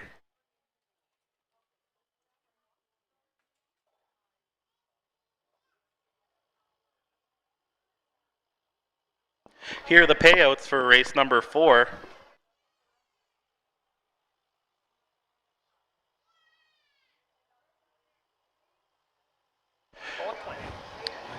Number 3, Latte Sealsters paid $4.20 to win, $4.10 to place, $2.10 to show. Number 5, Waiting for Love, paid $2.50 to place, $2.20 to show. And number 1, 2 Shoes, paid $2.40 to show. The exactor 3-5 paid $7.60. The Quinella 3-5 paid $6. And the Triactor 3-5-1 paid $13.20. In the upcoming 5th race, there's one change in the 5th race. Number 4, All EM, changed the driver to Mark Filion. That's number 4, All EM will be driven by Mark Filion. Otherwise, 6 will go to post.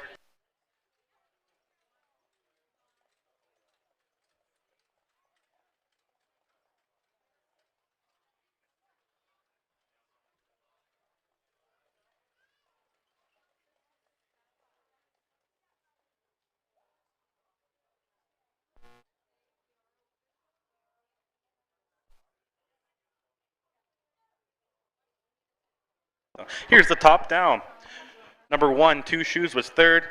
Number 2, Nelly's on the Money was 4th. Number 3, Latte Sealster, your winner. Number 4, Lammy Chops was 5th. Number 5, Waiting for Love, was 2.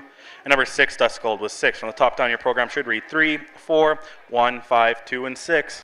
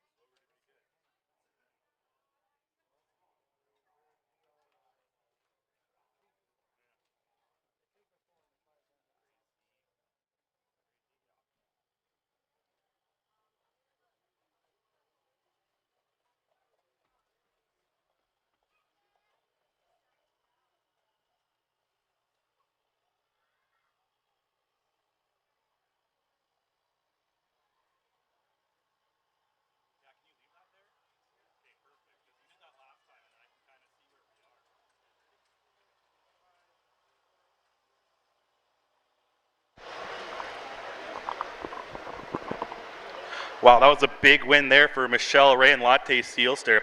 For everyone keeping track, though, in the last race, Mike here said 3-5-2. I said 3-5-1. And anyone like keeping track, the young kid here, the rookie announcer, got it right. 3-5-1. 2 shoes snuck it in. Great finish. Do you have anything you want to add to that race, Mike? Oh, I'd just like to say trainer Ricky Ray's been working on this horse because the horse prior to last week and this week was basically stopping on the backside almost every start. Seems to get corrected, and the horse just keeps on going. Doesn't seem to be tiring. And Latte Sealster, I told you, was a very, very strong bet and did get the job done extremely impressively. 2-1 and 3, knocked off 2 seconds from last week. So great for the combinations of Ricky Ray, Laverne Turnbull, and a great drive by Michelle Ray. So Trey, let's go right to race number 5 here. We've got maidens, non-winners of 1,500 lifetime, and the maidens draw inside. If you go by last week, I mean, this is an even bunch of maidens here if you look down the line. With the exception of the 6-horse Woodstock Huey does have a win. But Vern's Wish went 1 mile in 2-5 and 3, was the heavy favorite last week. I'm going to have to go with them. I love the combination of Don Howlett and Trevor Williams. Draws the inside. I would kind of like to see this horse go to the half in about 1:02 rather than go to a minute with a maiden. I think this horse can finish strong. If we see a half in 1:02, I think this horse will go 2-3 today, right here, right now. And Vern's Wish will break his maiden in race number 5. Horse for second, Play on Broadway, Michelle Ray, Richard Ray, same combination as last week. Horse got 1 second in 6 starts. Long overdue, fits well in this class. And I think Play on Broadway just seems a little bit best of the rest in here. Zippity Zoom with Dean Ray, Tara Isman. Prior to last week, had 3 straight seconds. Pacing miles very consistently in and around 2.6. And I think that's good enough, Trey, to get a good piece of the pie in here.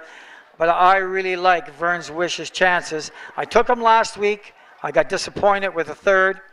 Today, I think I'll make amends, and Vern's Wish will get the job done here.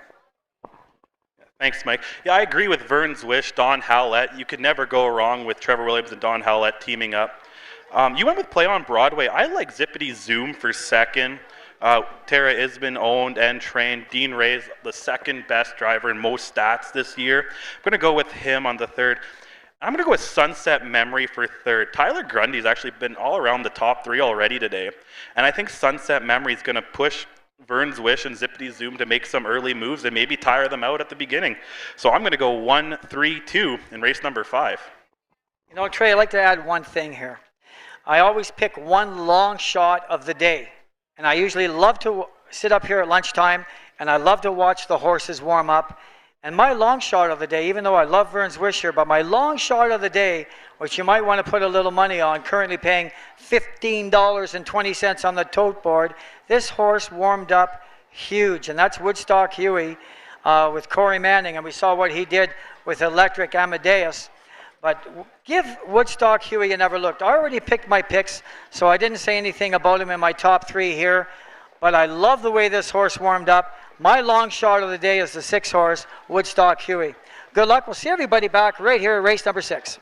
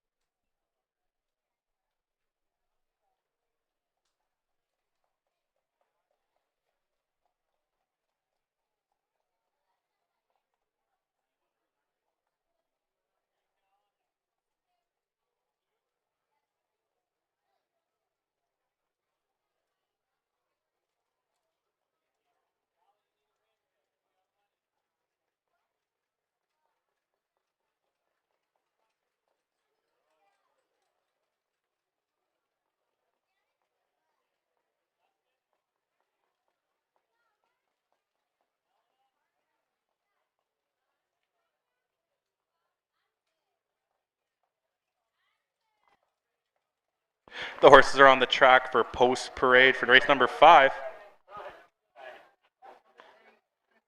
Number 1, Vern's Wish, owned by Trevor Williams, trained by Trevor Williams, driven today by Don Howlett.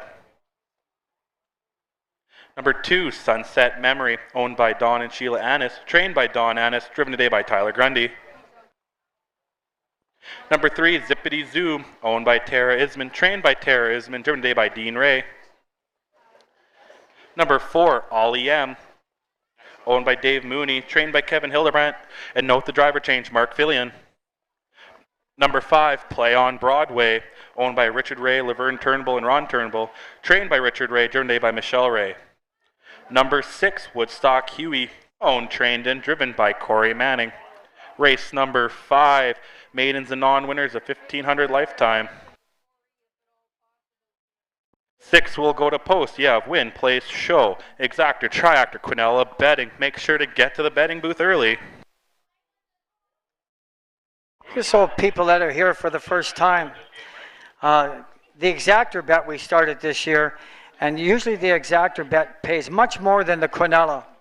Like in this race, I like the 1-5 or the 1-3. If I wanted to bet an exactor, I would take a $2 exactor bet, 1-5.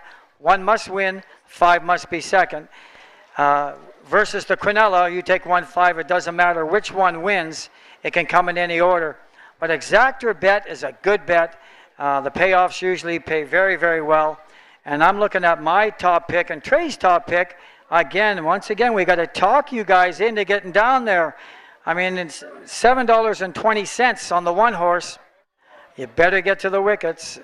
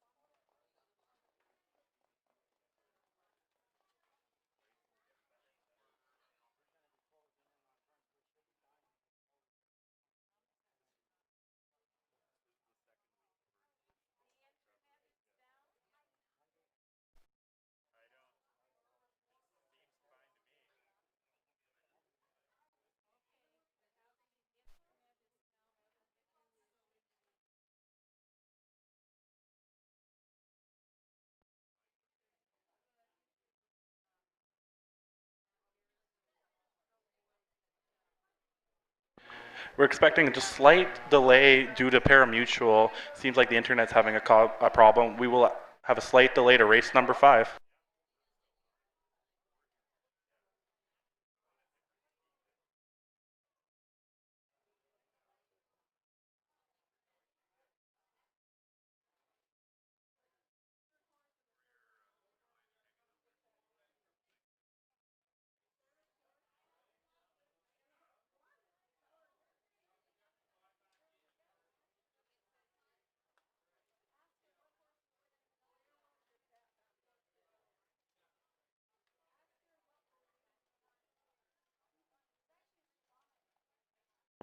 Can't make it to the track one weekend, or you're just too lazy to walk down the grandstands?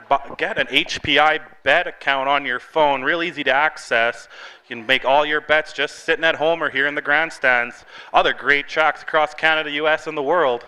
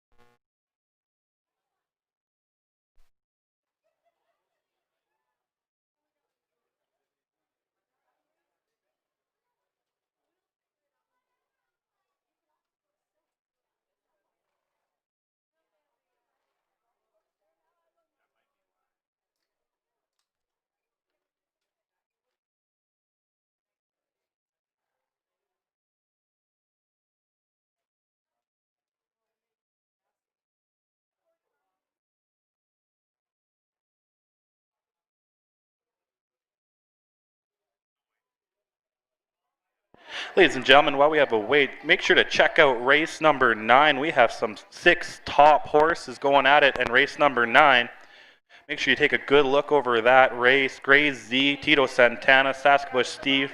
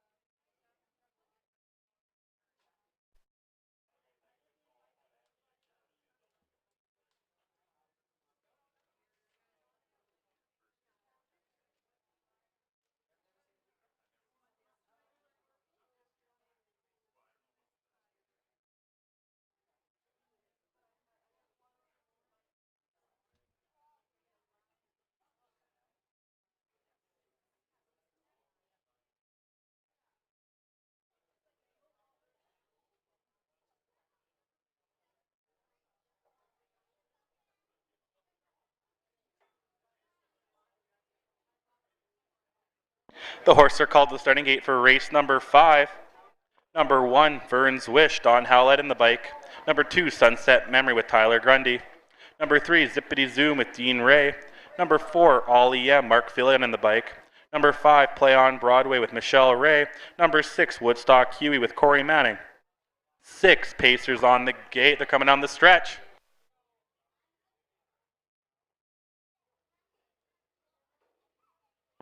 Passing the fair start pole.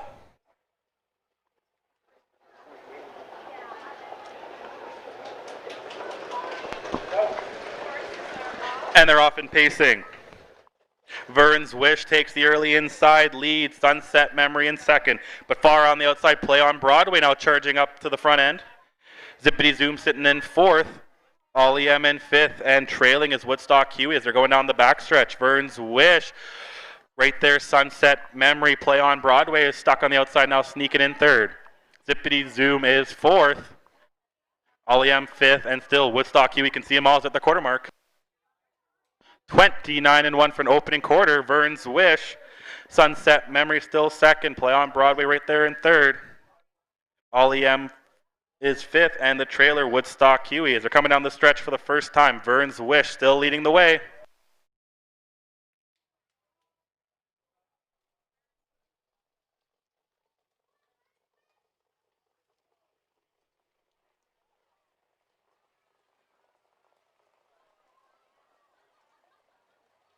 One minute and 3/5 for the first half. Vern's Wish still leading the way. Sunset Memory right there in second. Now from the back end, Woodstock Huey's making a charge and play. And Zippity Zoom. Zippity Zoom making a march on the outside. Woodstock Huey right there. Now the new trailer is All EM. But Vern's Wish is still holding on. As they're coming to the 3/4 mark. Vern's Wish with a narrow lead. Sunset Memory's third. 1:32-3. Burns Wish holding on. Zippity Zoom on the outside, but on the inside with the pocket is Sunset Memory. Here comes Woodstock Huey 3 wide. Coming down the stretch, Burns Wish seems to hold on. Sunset Memory on the inside second, but here comes Woodstock Huey. Burns Wish will hold on. Big battle for second. Zippity Zoo makes a late push. Sunset Memory.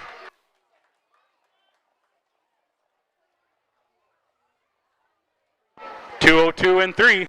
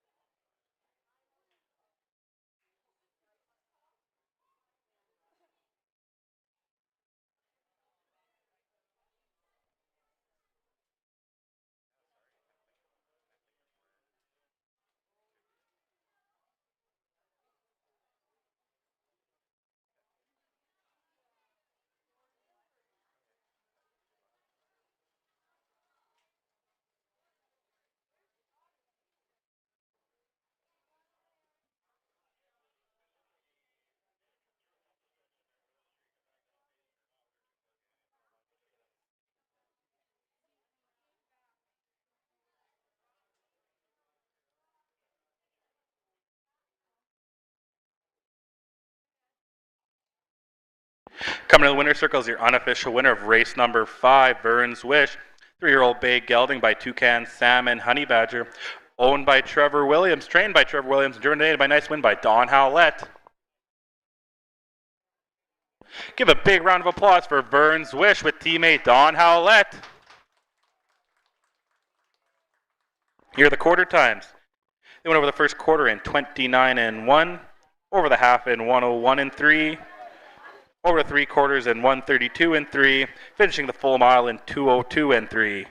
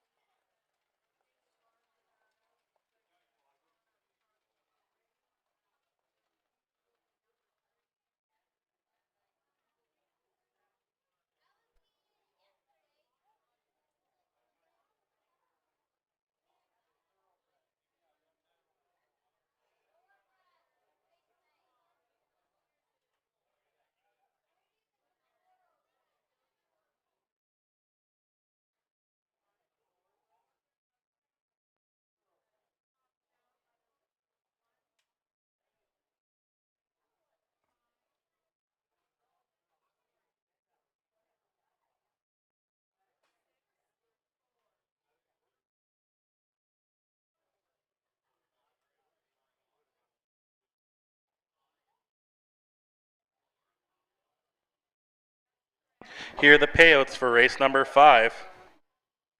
Number 1, Vern's Wish, paid $4.10 to win, $3.30 to place, $2.10 to show.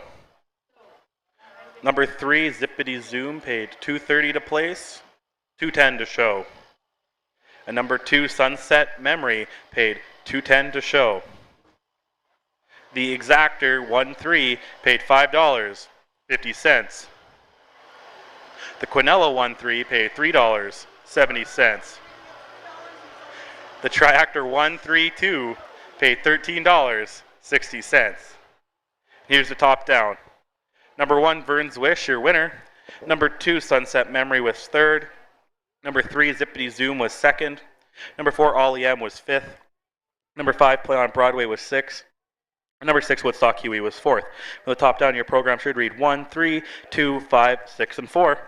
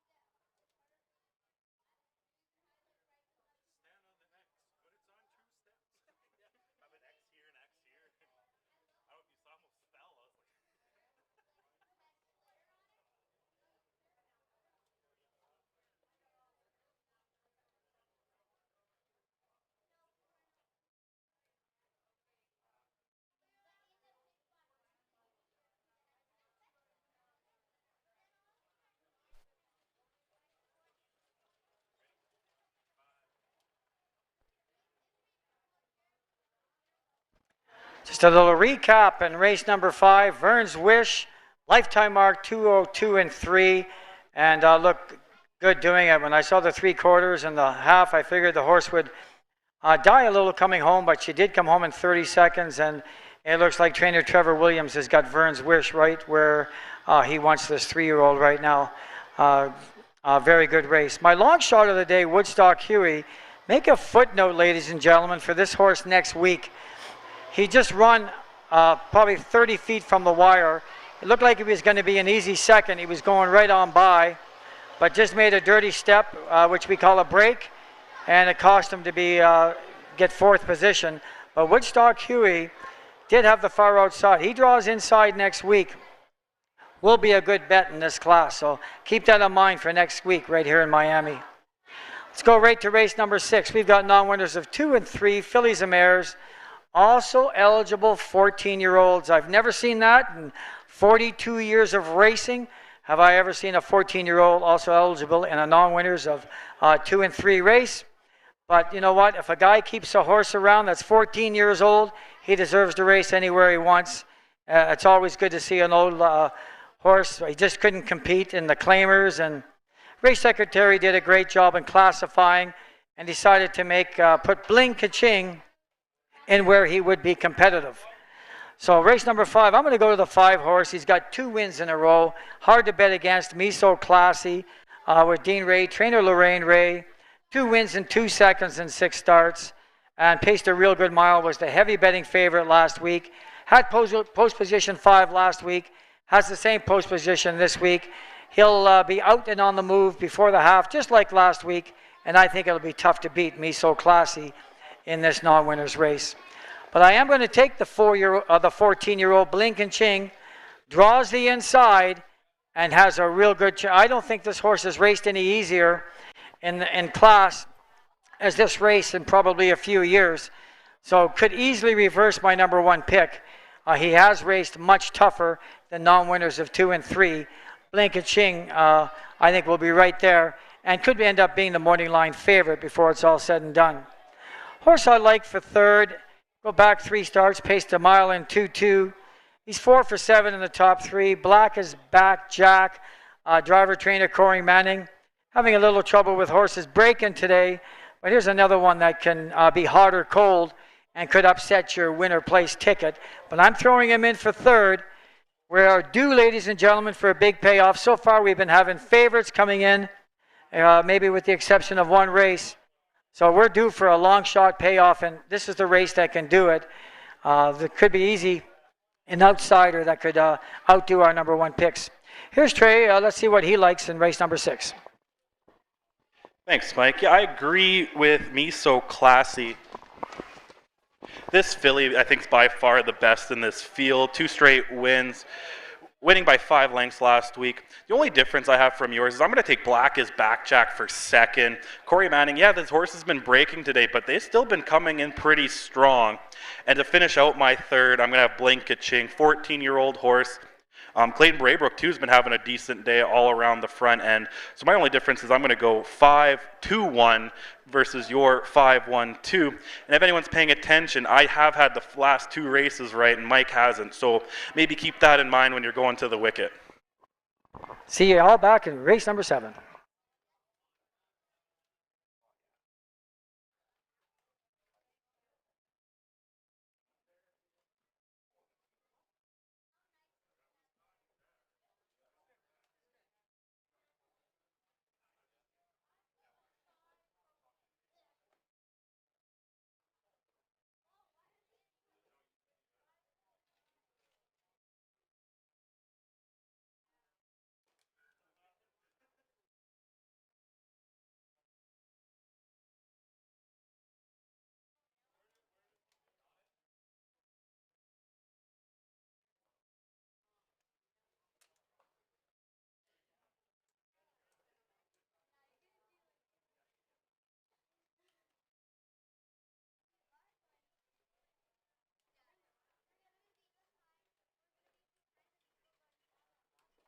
The horses are on the track for post parade for race number 6.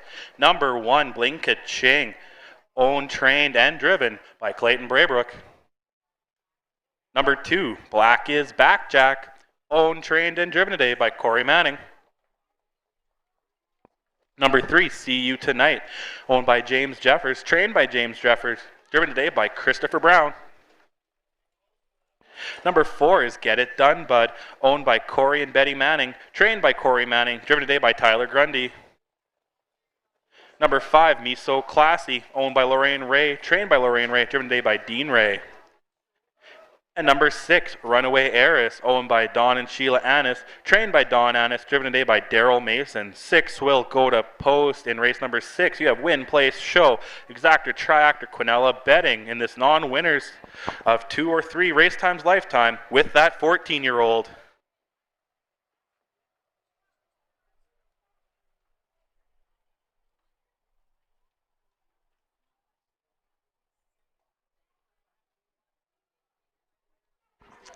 No tickets sold thus far in number 3, NTS. Number 3, See You Tonight. Not even $2 on that ticket thus far.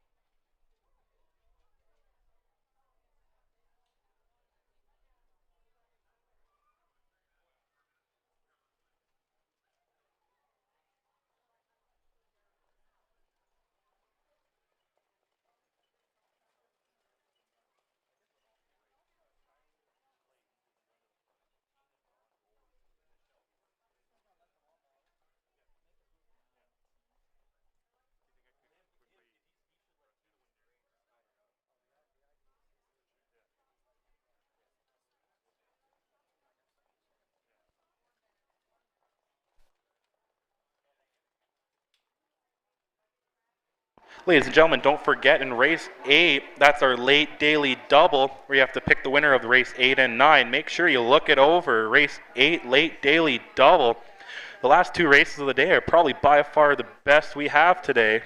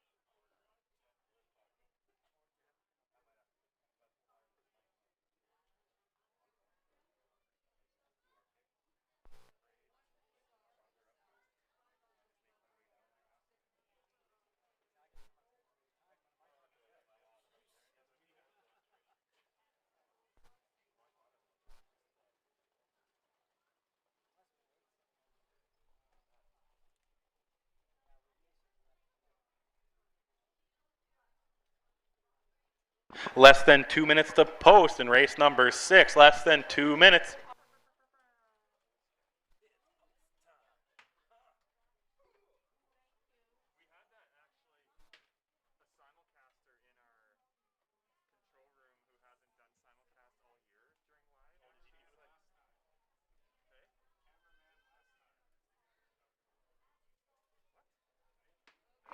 Those long shot bettors might want to throw $2 on the 3, take the whole win pool. No ticket sold on number 3. Driver Chris Brown looking for his first win of 2020. See you tonight.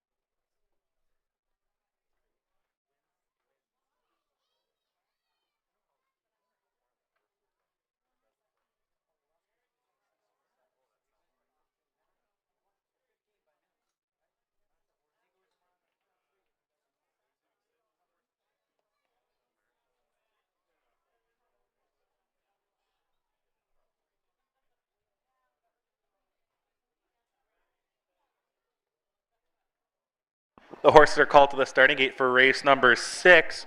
Number 1, Blinket Ching, Clayton Braybrook in the bike. Number 2, Black is Back Jack with Corey Manning. Number 3, See You Tonight, Christopher Brown. Number 4, Get It Done Bud with Tyler Grundy. Number 5, Me So Classy with Dean Ray. And number 6, Runaway Heiress, Daryl Mason. 6 Pacers on the gate for race number 6. This is the finale for our pick 4.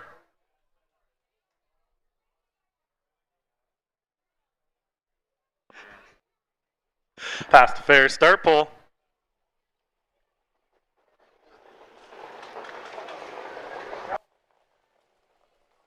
And they're off in pacing. And right to the front end, See You Tonight takes over. Blinkaching sitting there in second. Get It Done Bud. Sorry, Me So Classy now charging on the outside. Get It Done Bud sitting in fourth. Runaway Heiress and Black is Back Jack at the back end. Now the new leader, Me So Classy, with See You Tonight right there. About 5 or 6 lengths back to Bling Ka-Ching. Get It Done Bud. Then it will be Black is Back Jack as over the quarter mark. 30-1, Me So Classy. But See You Tonight is not going anywhere. Bling Ka-Ching a few lengths back. Tyler Grundy with Get It Done Bud. And now making a move is Black is Back Jack. And Runaway Heiress can see them all as they're coming down the stretch for the first time. Me So Classy and See You Tonight right there. But here comes Black is Back Jack.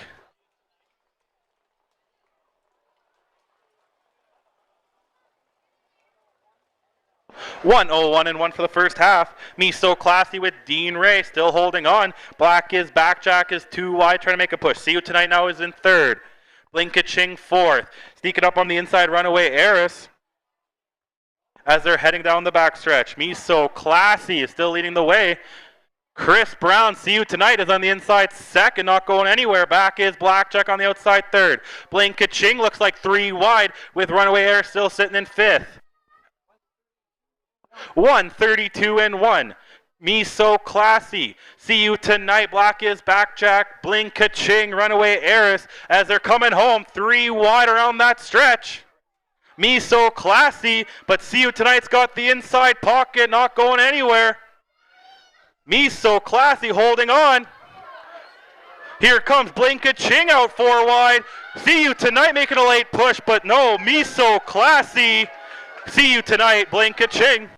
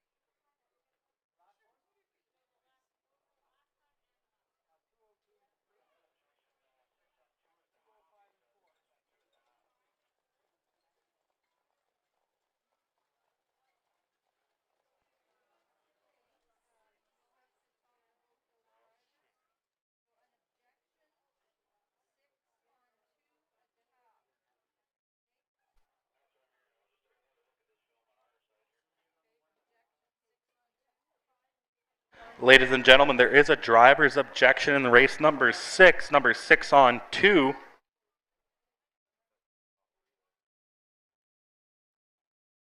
As he's going by, give a big round of applause to Chris Brown getting his first top 3 win of the year. Atta boy, Chris.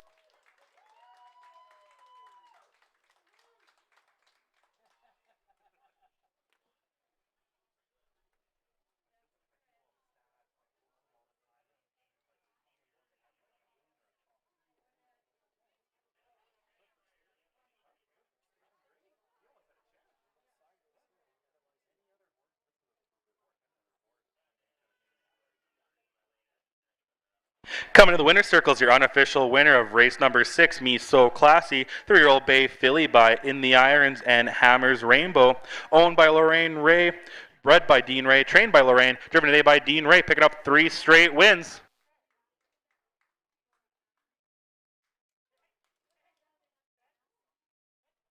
Give a big round of applause for Me So Classy with teammate Dean Ray. Here are the quarter times. Over the first quarter in 30 and 1. Over the half in 101 and 1. Over 3 quarters in 132 and 1. Finishing the full mile in 202 and 3. And just a reminder, the judges are looking over a driver's objection, 6 on 2.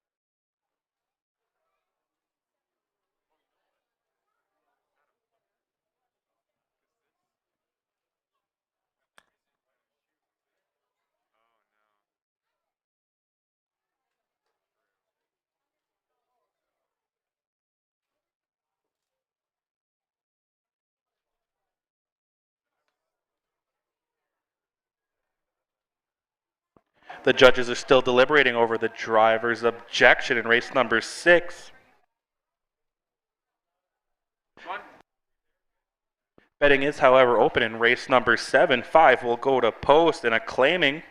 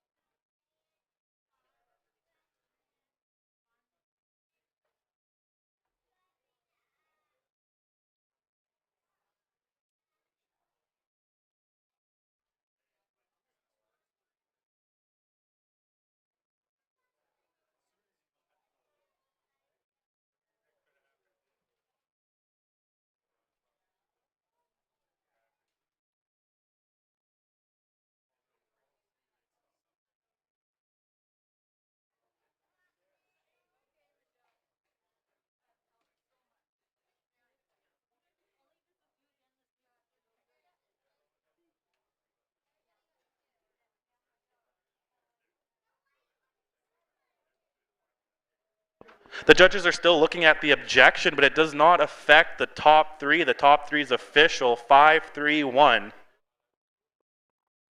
Number 5, Me So Classy, paid $330 to win, $280 to place, $210 to show. Number 3, See You Tonight, paid $560 to place, $230 to show. And number 1, Blink-a-Ching, paid $240 to show. The exactor 5-3 paid $106.10. The Quinella 3-5 paid $150.30. And the Triactor 5-3-1 paid $338.10. So officially right now all they have is 5-3-1 as top three.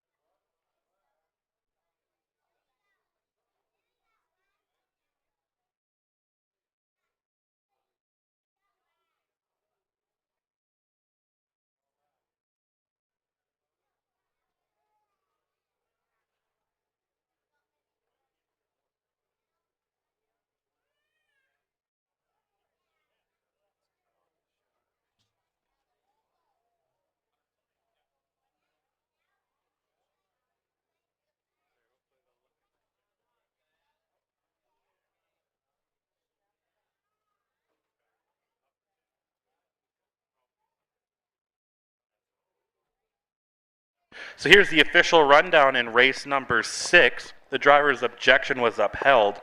So number 1, Blink-a-Ching was 3rd. Number 2, Black is Backjack was 4th, placed 5th. Number 3, See You Tonight was 2nd. Number 4, Get It Done Bud was 6th.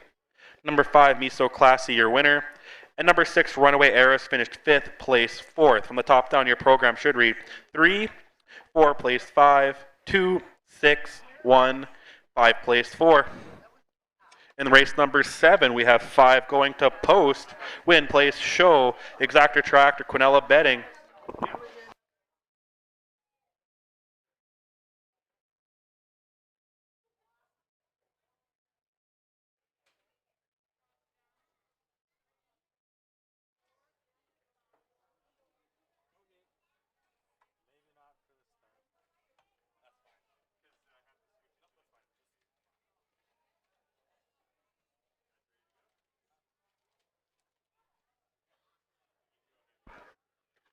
Wow, Trey, that was another exciting race. Me So Classy, 3 in a row. But I've been telling you, I told you last race, we're due for a big payoff. And race number 6, the exactor, the Quinella, well over 100, over $300 in the Triactor. 2 favorites out of the 3 in that race with Me So Classy and Blink-a-Ching. But all it takes is one outsider like See You Tonight, who had a perfect trip on the helmet of Me So Classy and ended up getting in the 2nd place position. Job well done by Chris Brown and the connections of Me So Classy. Nice race. Okay, we're going to go right to race number 7. Claiming 35 to 5,500. Not an easy race. I know Outlaw Kismet, 2 in a row, looks like a cinch, but you know that next thing smoking. Take a look at your program back. I believe it was July 25th here in Miami. Had the rail wire to wire in 2 minutes. Does have the post position 1 again. And Outlaw Kismet likes the front end. And I think we could have one heck of a fast quarter and a fast half in here. And you know, if these two get into a speed duel, which they very may well, could take them both out of the race. And then you're looking at, you know, anything can happen in here. But I'm going to stick with Outlaw Kismet. Is razor sharp. Jacques Lambert, back-to-back wins with this horse. Seems to know him, and pacing a mile under 2 minutes last week, heavy betting favorite. We'll go with him to win 3 straight in this claiming condition. Great quote. No slouch. Has yet to get a win, though, Trey, in 7 starts. He's got 3 seconds. He's got 3 thirds. Definitely fits in here. Has also paced a mile against Tino Santana a few starts back in 2 minutes. I think is going to get a monster trip in here. It doesn't look like he's going to leave. He's going to wait it out and let the horses come back to him, and we could see an upset in this race quite easy. Not that Great Quote would be an upset, but he fits extremely well in here. Next thing smoking, I'm going to get him to get back. Prior to last race, he was in the top 3 pretty well every start, and I think he could be razor sharp today. It looks to be a good horse race. Another mile coming in around 2 minutes for sure. I like the 4-2-1 in that order. How about you? I'll give my picks right after the post parade. The horses are on track.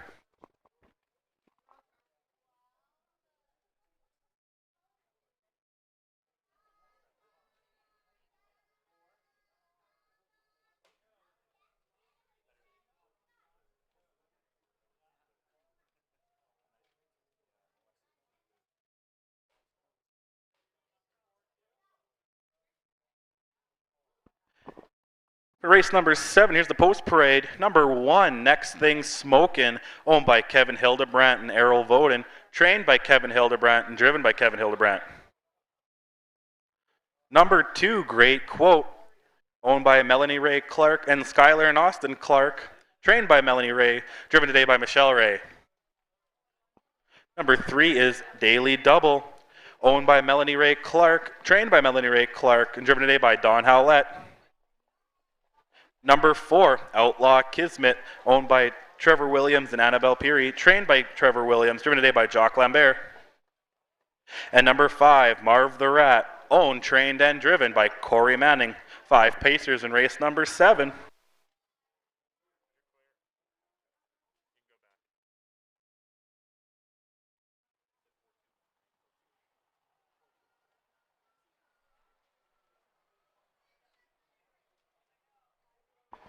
So just a quick recap. Mike said 4-2-1 in race number 7. I'm going to go a little different. I agree. Outlaw Kismet is probably by far the better horse, but I'm going to go for a little bit of a long shot. I'm going to think Great Quote is going to get his first win of the year and get Skylar and Austin Clark in the winner's circle today. So I'm going to go with number 2, Great Quote. For second, I'm going to go Outlaw Kismet. Trevor Williams and Jacques Lambert team up in that one with the gelding. And to finish off my triactor, I'm going to go back to another horse by Melanie Ray Clark and Daily Double. Finishes 4th, 3rd, pretty around the top, but I think Melanie Ray Clark's horses are going to be all around the top 3 today. So Mike went 4-2-1. I'm going to go 2-4-3 in race number 7. Next race, we have the last Daily Double, race number 8 and 9. And please, again, stick around. I think this is going to be one of the best features in the Open that we've had in a long time. Very competitive, and it's going to be very interesting how fast that mile goes, Trey, in race number 9. So really looking forward to that Open in race number 9. Okay, good luck, everybody. We'll see everybody back for the first half of the Daily Double right in race number 8.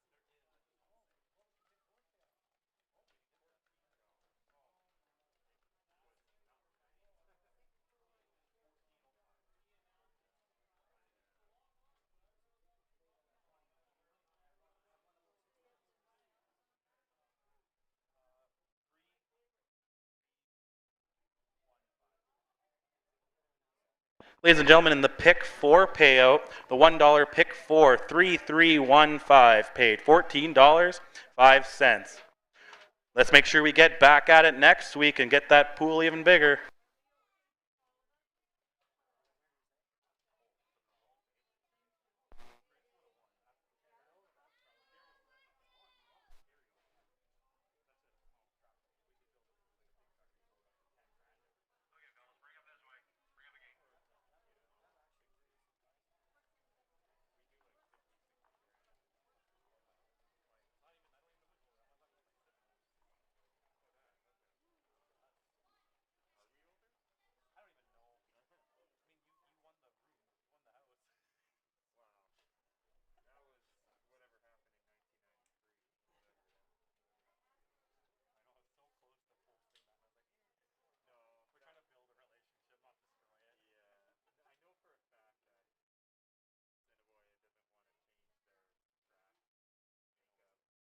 Again, we really want everybody to stick around to race number 9 because we really believe this is going to be one heck of a race and you will be in for a treat.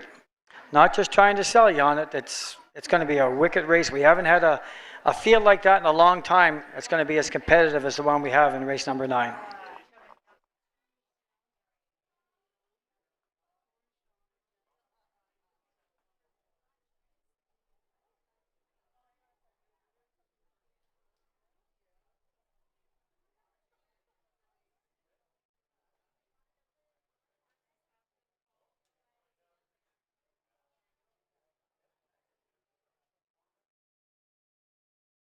The horses are called to starting gate for race number 7. Number 1, Next Thing Smokin', Kevin Hildebrandt. Number 2, Great Quote with Michelle Ray. Number 3, Daily Double with Don Howlett. Number 4, Outlaw Kismet, Jock Lambert in the bike. And number 5, Marv the Rat, Corey Manning. 5 pacers on the gate for race number 7, passing the fair start pole.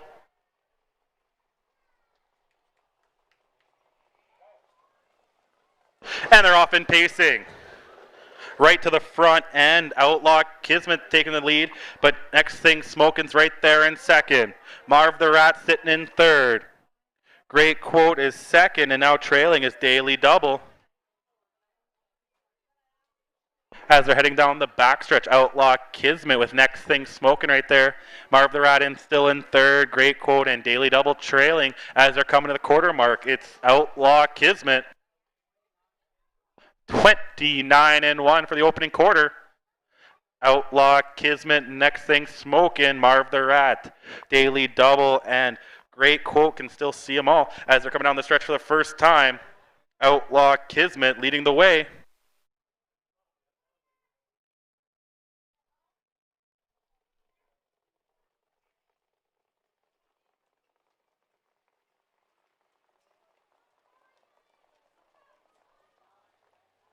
$59-2 for the opening half. Jock Lambert with Outlaw Kismet holding on, but right there in second is Next Thing Smokin' with Kevin Hildebrandt.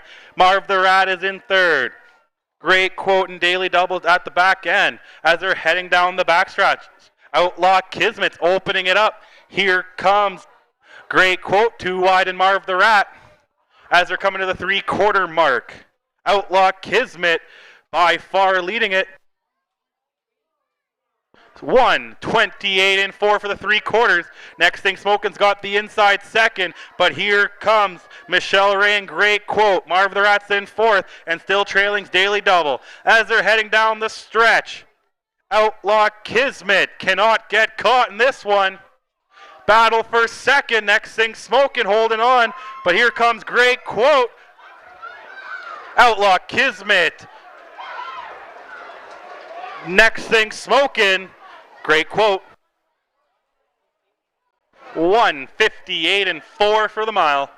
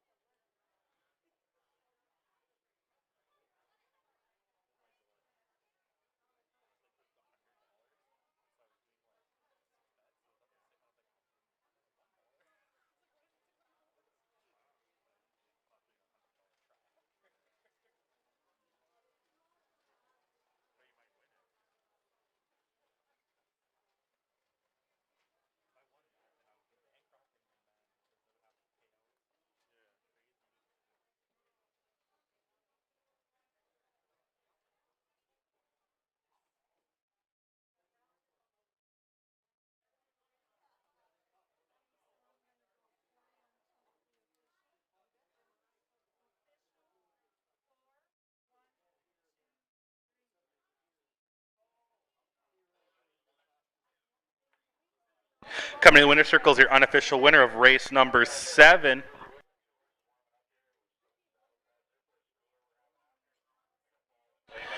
Outlaw Kismet's 7-year-old bay gelding by Blue Burner and Outlaw Independence, owned by Trevor Williams and Annabelle Peary, trained by Trevor, driven today by nice win by Jock Lambert. Give him a big round of applause. Outlaw Kismet and Jock Lambert. Here are the quarter times. Went over the first quarter in 29 and 1, over the half in 59 and 2, and the 3 quarters in 128 and 4, finishing the full mile in 158 and 4.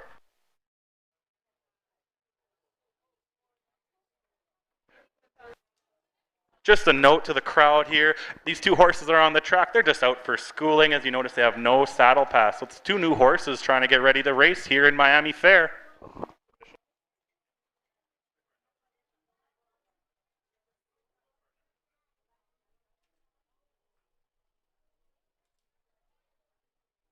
Here are the payouts for race number 7.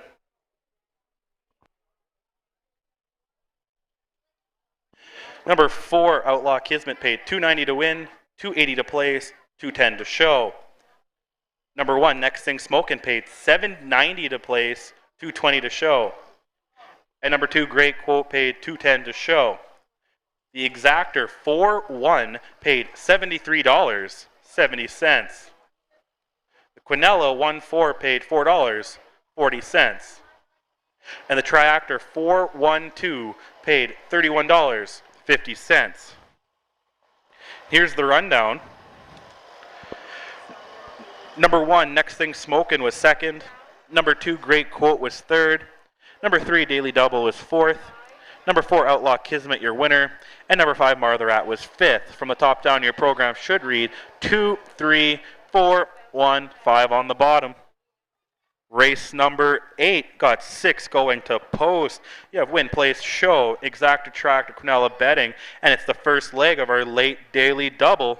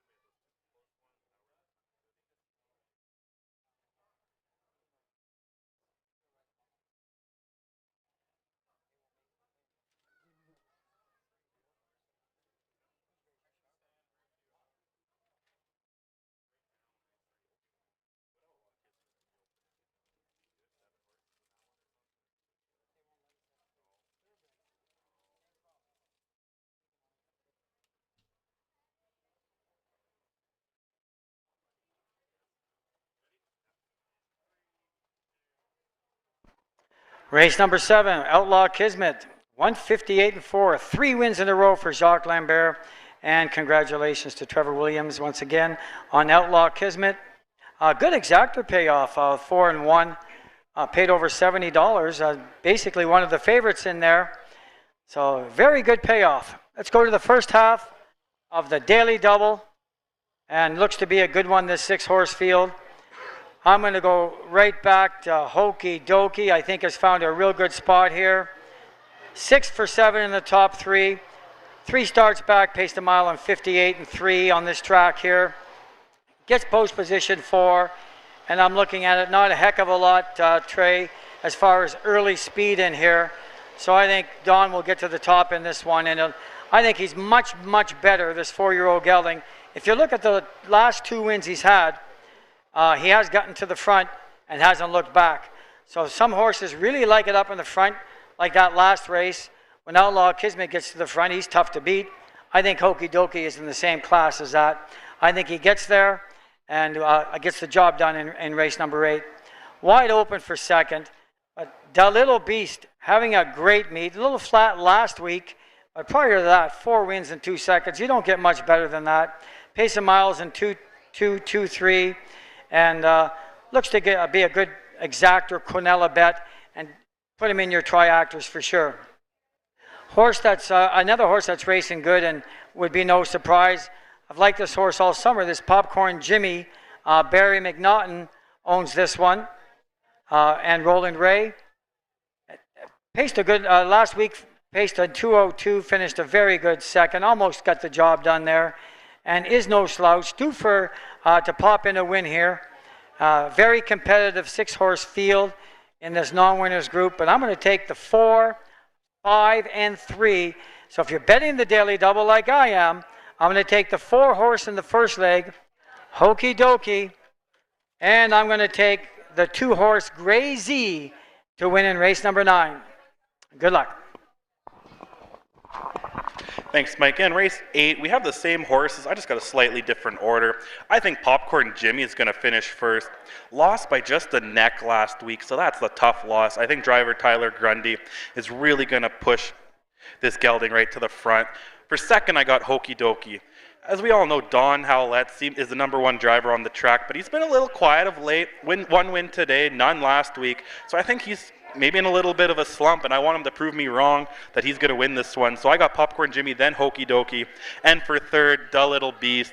Hot start to the year, cooled off a little bit in the last few weeks. But Dean Ray, again, is one of the top drivers on the track as well. So I go 3, 4, 5. For my daily double, I put a little bit more money into it. I went a $1 daily double, 3, 4, 5 in race 8 with 2, 4 in the second. So that would be with Tito Santana and Gray Z. Turned out to be a $6 bet. Let's get the daily double pool a little bigger, and we'll see you back in race 9. Well, Trey, I'm going to go on the limb. I'm going to take Hokey Dokey as my best bet of the day. I really like this horse. I've looked it over again and again, and Hokey Dokey, I only see it one way, and that's right in the winning circle here in race number 8. My best bet of the day, Hokey Dokey.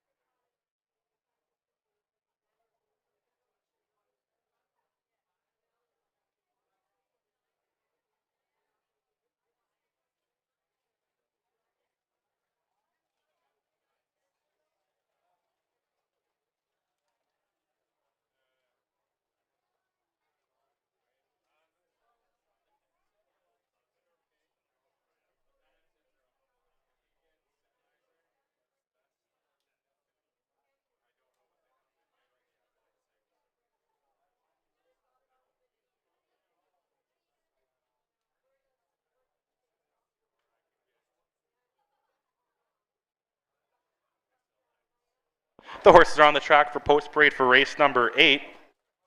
Number 1, Your Lips to God's Ears, owned by Ralph Morrow and Jock Lambert, trained by Jock Lambert, driven today by Jock.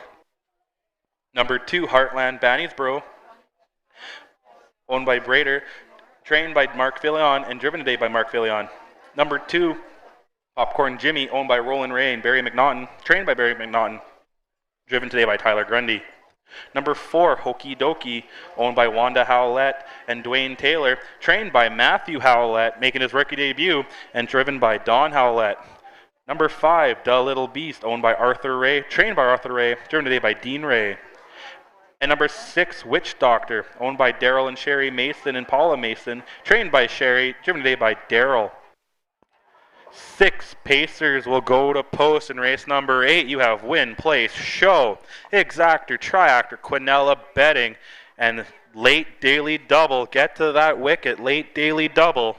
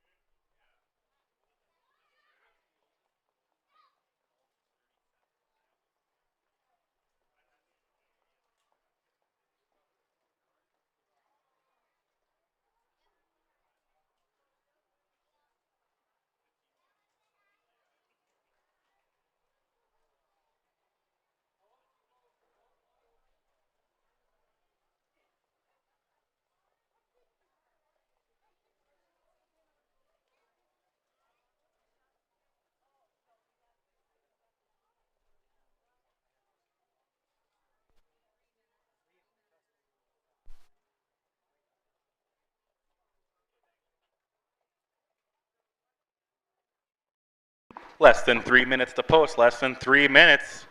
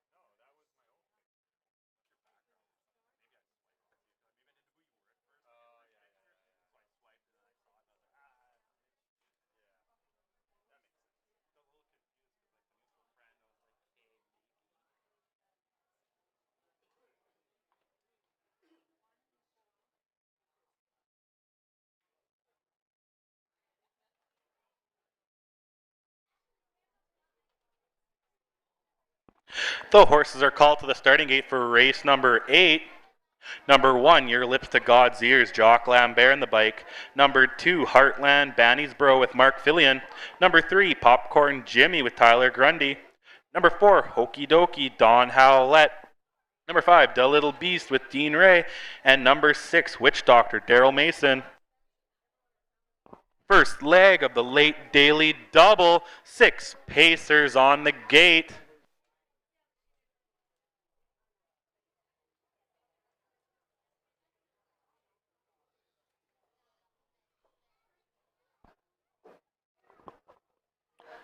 Passing the fair start pole, here they come.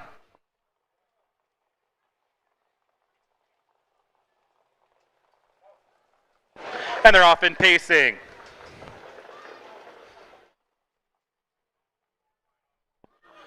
Take to the front end is Heartland, Banniesboro, Hokey Dokey, and Popcorn Jimmy are 3 wide. They're not giving up that front end. Hokey Dokey looks to have nose out in front. Popcorn Jimmy's in second, and Heartland Banniesboro sitting in third. Your Lips to God's Ears fourth. The Little Beast is fifth, and Witch Doctor can see them all. Hokey Dokey takes over the lead at the quarter mark. 29-1. Hokey Dokey leading the way.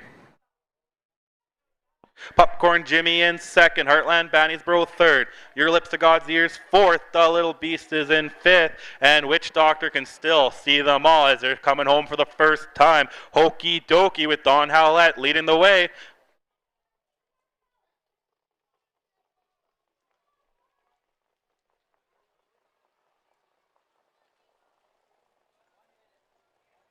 One minute and 1/5 on the opening half. Hokey Dokey holding on. Popcorn Jimmy still right there in second. Heartland Banniesboro third. They're not making any movement yet as they're heading down the back stretch. Hokey Dokey, Popcorn Jimmy, Heartland Banniesboro. Your Lips to God's Ears is in fourth. The Little Beast is fifth. And Witch Doctor now finally making a move is The Little Beast as they're coming to the 3/4 mark. 1:30-3. Hokey Dokey holding on. Heartland Banniesboro's out 2 wide. The Little Beast is now in fourth. As they're coming down the stretch, 3 wide. Hokey Dokey with a 6-7 length lead. On the inside is Popcorn Jimmy. Heartland Banniesboro's out 2 wide third. 3 wide is The Little Beast. They're coming down the stretch. Hokey Dokey with Don Howlett to hold on. Battle for second. It's Heartland Banniesboro, The Little Beast. 2 minutes and 3/5 for the mile.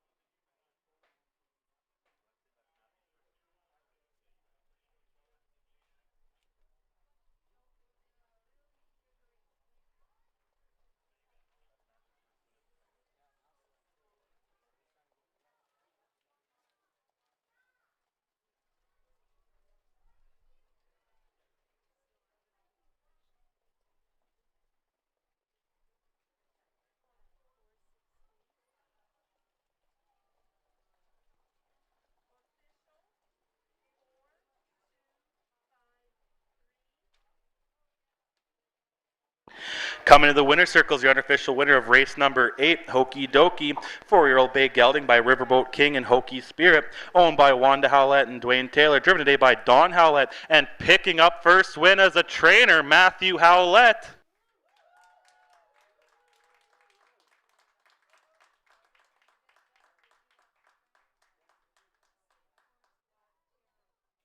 There you go. Give a big round of applause for Hokey Dokey, Don Howlett, and Matthew Howlett's getting the ice bath later.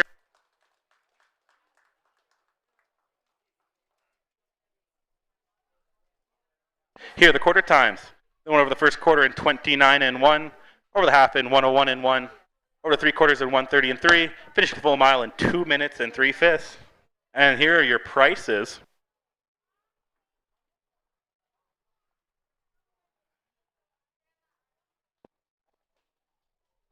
Number 4, Hokey Dokey, paid $280 to win, $210 to place, $210 to show. Number 2, Heartland Banniesboro, paid $410 to place, $310 to show. And number 5, The Little Beast, paid $310 to show. $2 Exactor, 4-2, paid $7.60.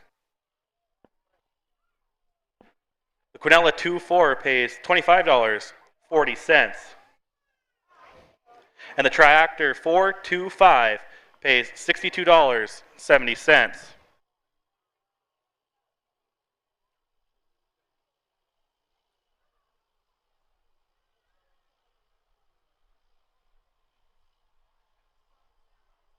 Here's the rundown.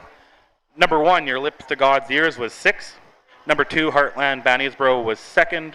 Number 3, Popcorn Jimmy, was 4. Number 4, Hokey Dokey, your winner. Number 5, The Little Beast, was 3rd. And number 6, Witch Doctor, was 5th. From the top down, your program should read 6, 2, 4, 1, 3, 5. In the upcoming 9th race, biggest race of the day, we'll have 6 going to post in the Horsing Geldings Open. Win, place, show. Exactor, Triactor, Quinella betting.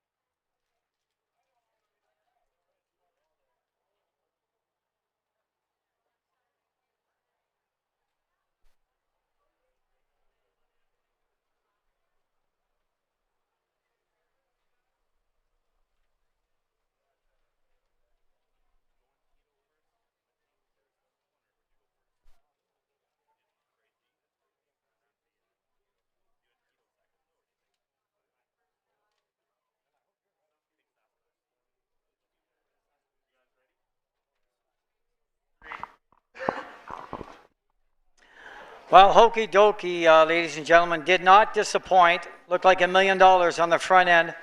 Just a different horse when he seems to clear.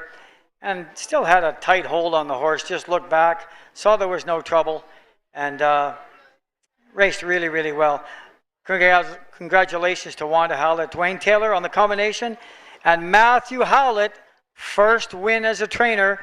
And this horse, Hokey Dokey, used to belong to the Ismans, and Tara Isman actually got her first win on this horse as a trainer too.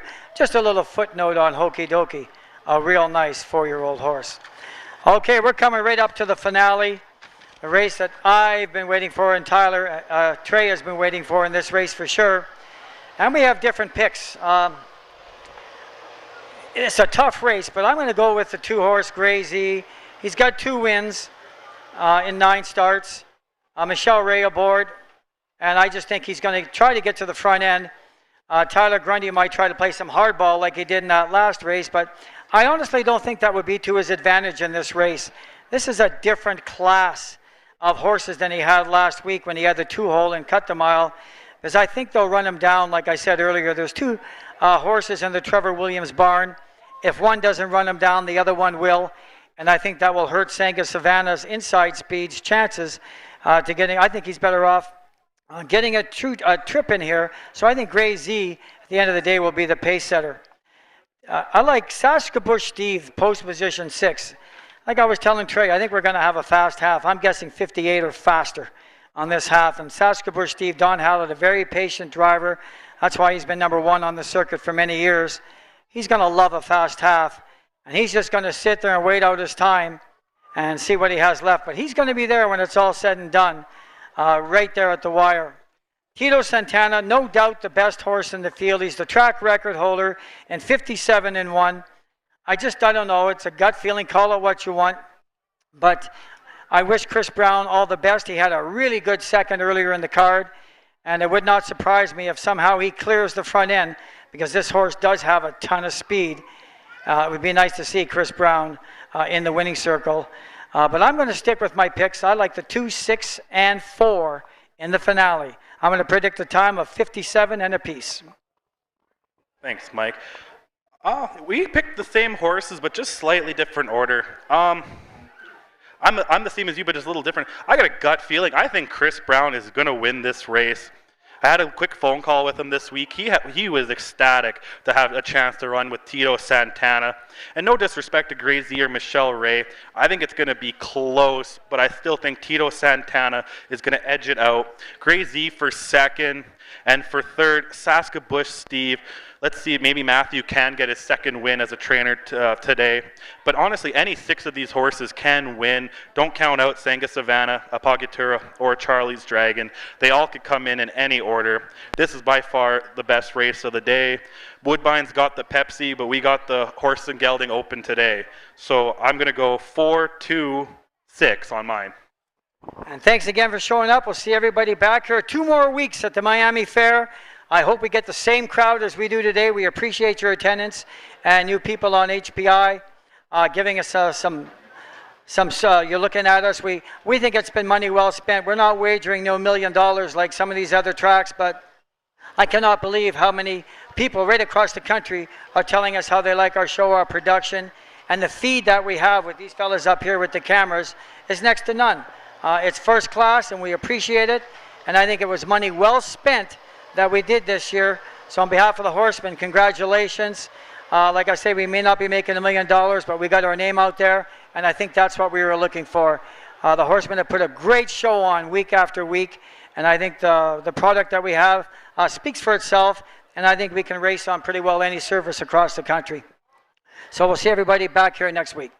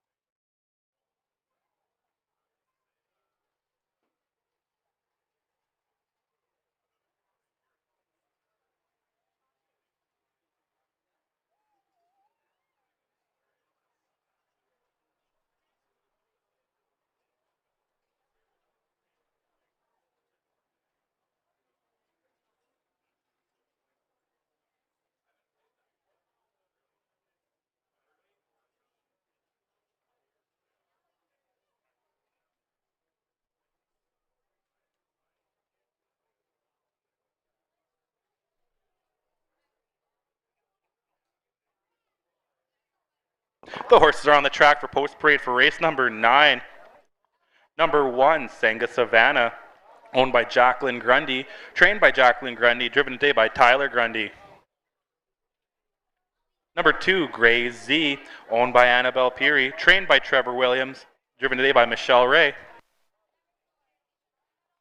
Number 3, Apagatura, owned by Glenda Giles, trained by Clayton Braybrook and driven today by Clayton. Number 4, Tito Santana, owned and trained by Trevor Williams. On the bike is Christopher Brown. Number 5, Charlie's Dragon, owned by Lorraine Ray, trained by Lorraine Ray, driven today by Dean Ray. And number 6, Saskabush Steve, owned by Wanda Howlett and Dwayne Taylor, trained by Matthew Howlett, driven today by Don. There will be 6 go to post in the Horse and Geldings Open. Win, place, show, exactor, try, Quinella. Second leg of our late daily double. Get to that betting window.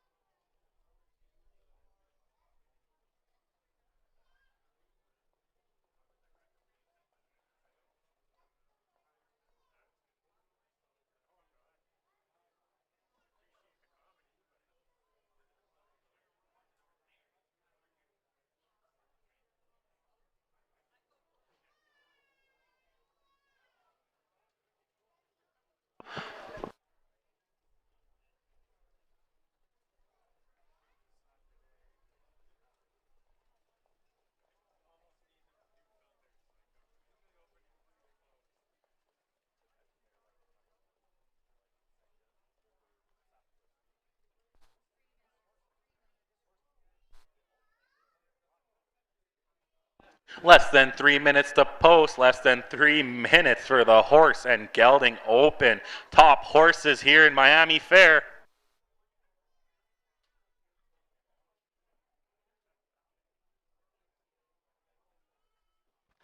Gray Z currently favored at $5, $4.70, and Tito Santana $6.30 for the track record holder.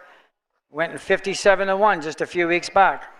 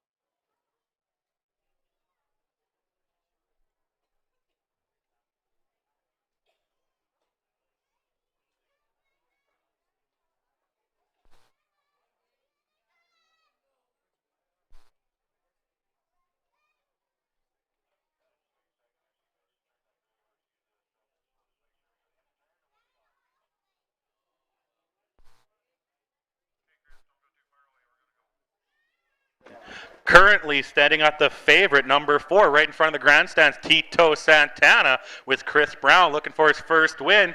Picked up that second earlier.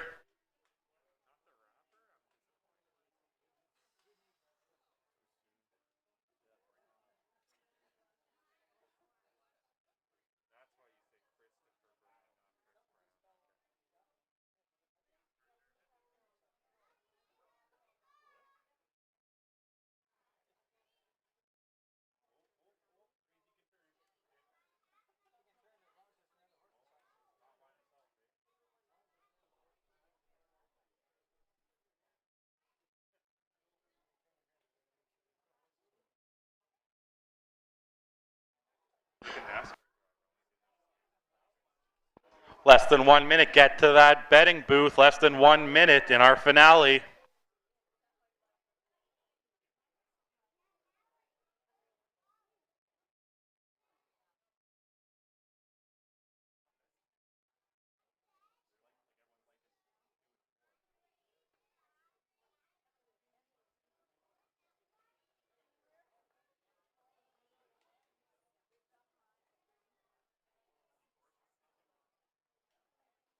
The horses are called a starting gate for race number 9. Number 1, Sanga Savannah. Tyler Grundy in the bike. Number 2, Gray Z with Michelle Ray. Number 3, Apogyatura, Clayton Braybrook. Number 4, Tito Santana with Christopher Brown. Number 5, Charlie's Dragon with Dean Ray. Number 6, Saskabush Steve with Don Howlett in the bike. 6 Pacers on the gate. Horse and gelding open purse of $2,450 coming down the stretch. Here they come.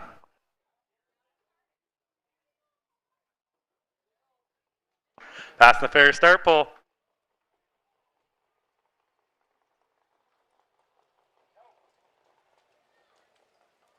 And they're off in pacing. Right to the front end, Tito Santana takes over. Sanga Savannah's in second, Gray Z third. Apogyatura fourth. Charlie's Dragon fifth, and trailing Saskabush Steve. Christopher Brown with Tito Santana down the backstretch. Sanga Savannah still right there in second. Gray Z is third. Apogyatura fourth. Charlie's Dragon fifth, and Saskabush Steve can see them all as they're coming to the quarter mark. 29-3 opening quarter. Tito Santana leading the way. Sanga Savannah still right there in second. Gray Z third. Apogyatura fourth. Charlie's Dragon fifth. And Saskabush Steve is peeking to nose out, making a move as they're coming around for the first time. Tito Santana leading the way.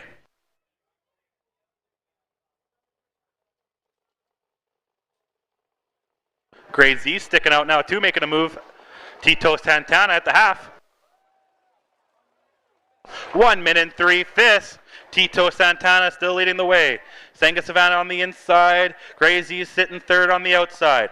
Apogyatura fourth, but here comes Saskabush Steve now moving up fifth. And the new trailer, Charlie's Dragon, down the backstretch. Tito Santana, Sanga Savannah second. Gray Z making a charge. And here comes Saskabush Steve's too, making it on the way. Charlie's Dragon can still see them all. 3/4 mark. 1:29-2. Tito Santana.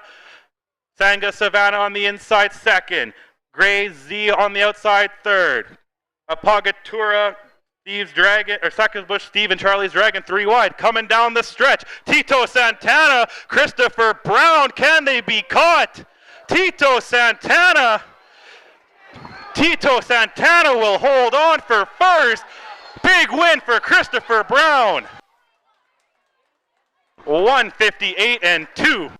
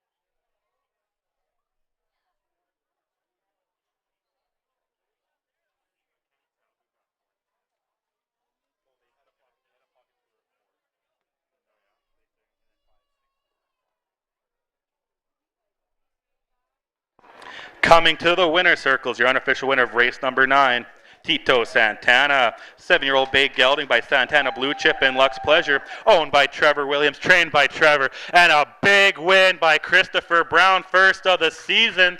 Big round of applause for them. Oh, Tito Santana, Christopher Brown picking up his first, second, and first today. Here are the quarter times. They went over the first quarter in 29 and 3, over the half in 1 minute and 3/5, over the 3 quarters in 129 and 2, picking up the full mile in 158 and 2. Attaboy, Chris. Keep them coming this year, buddy.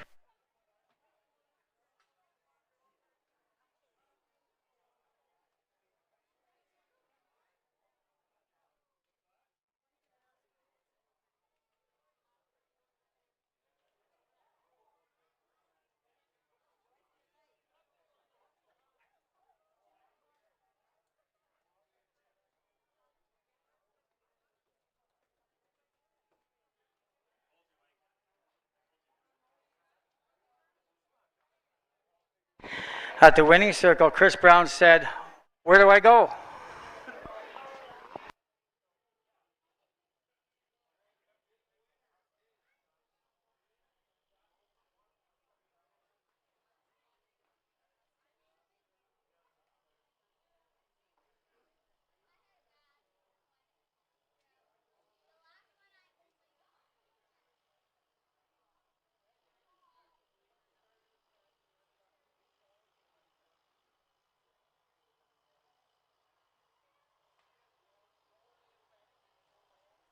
As we wait for race 9 to be official, thank all of you for coming out. Remember, next week, 1:30 post time, right here, Miami Fair. If you can't make it out, check it out on HPI Bet. If you want to follow up-to-date news on everything on social media, make sure you follow Manitoba Harness Racing on Twitter at MB Harness Racing, or like them on Facebook, or follow me at Trey MB Harness on Twitter for everything up-to-date news.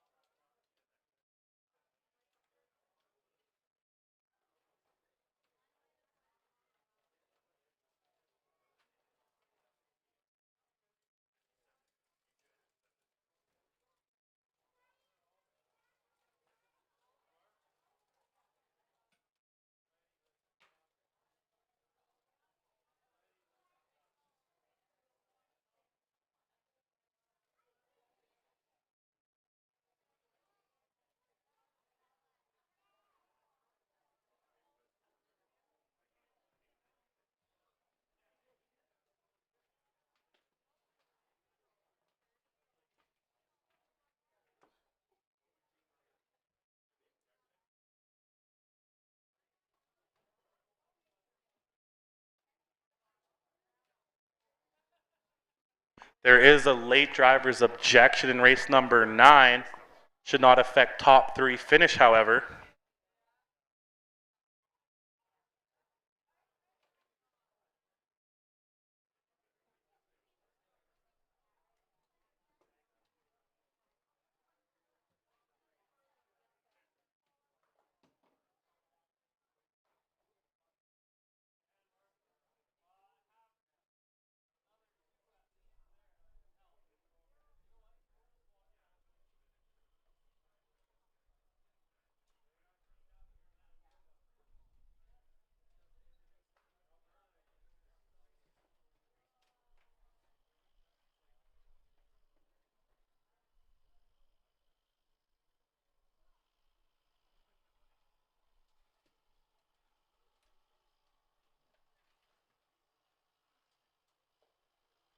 There is one qualifier following the official of this race 9. One qualifier for any of you that wish to watch.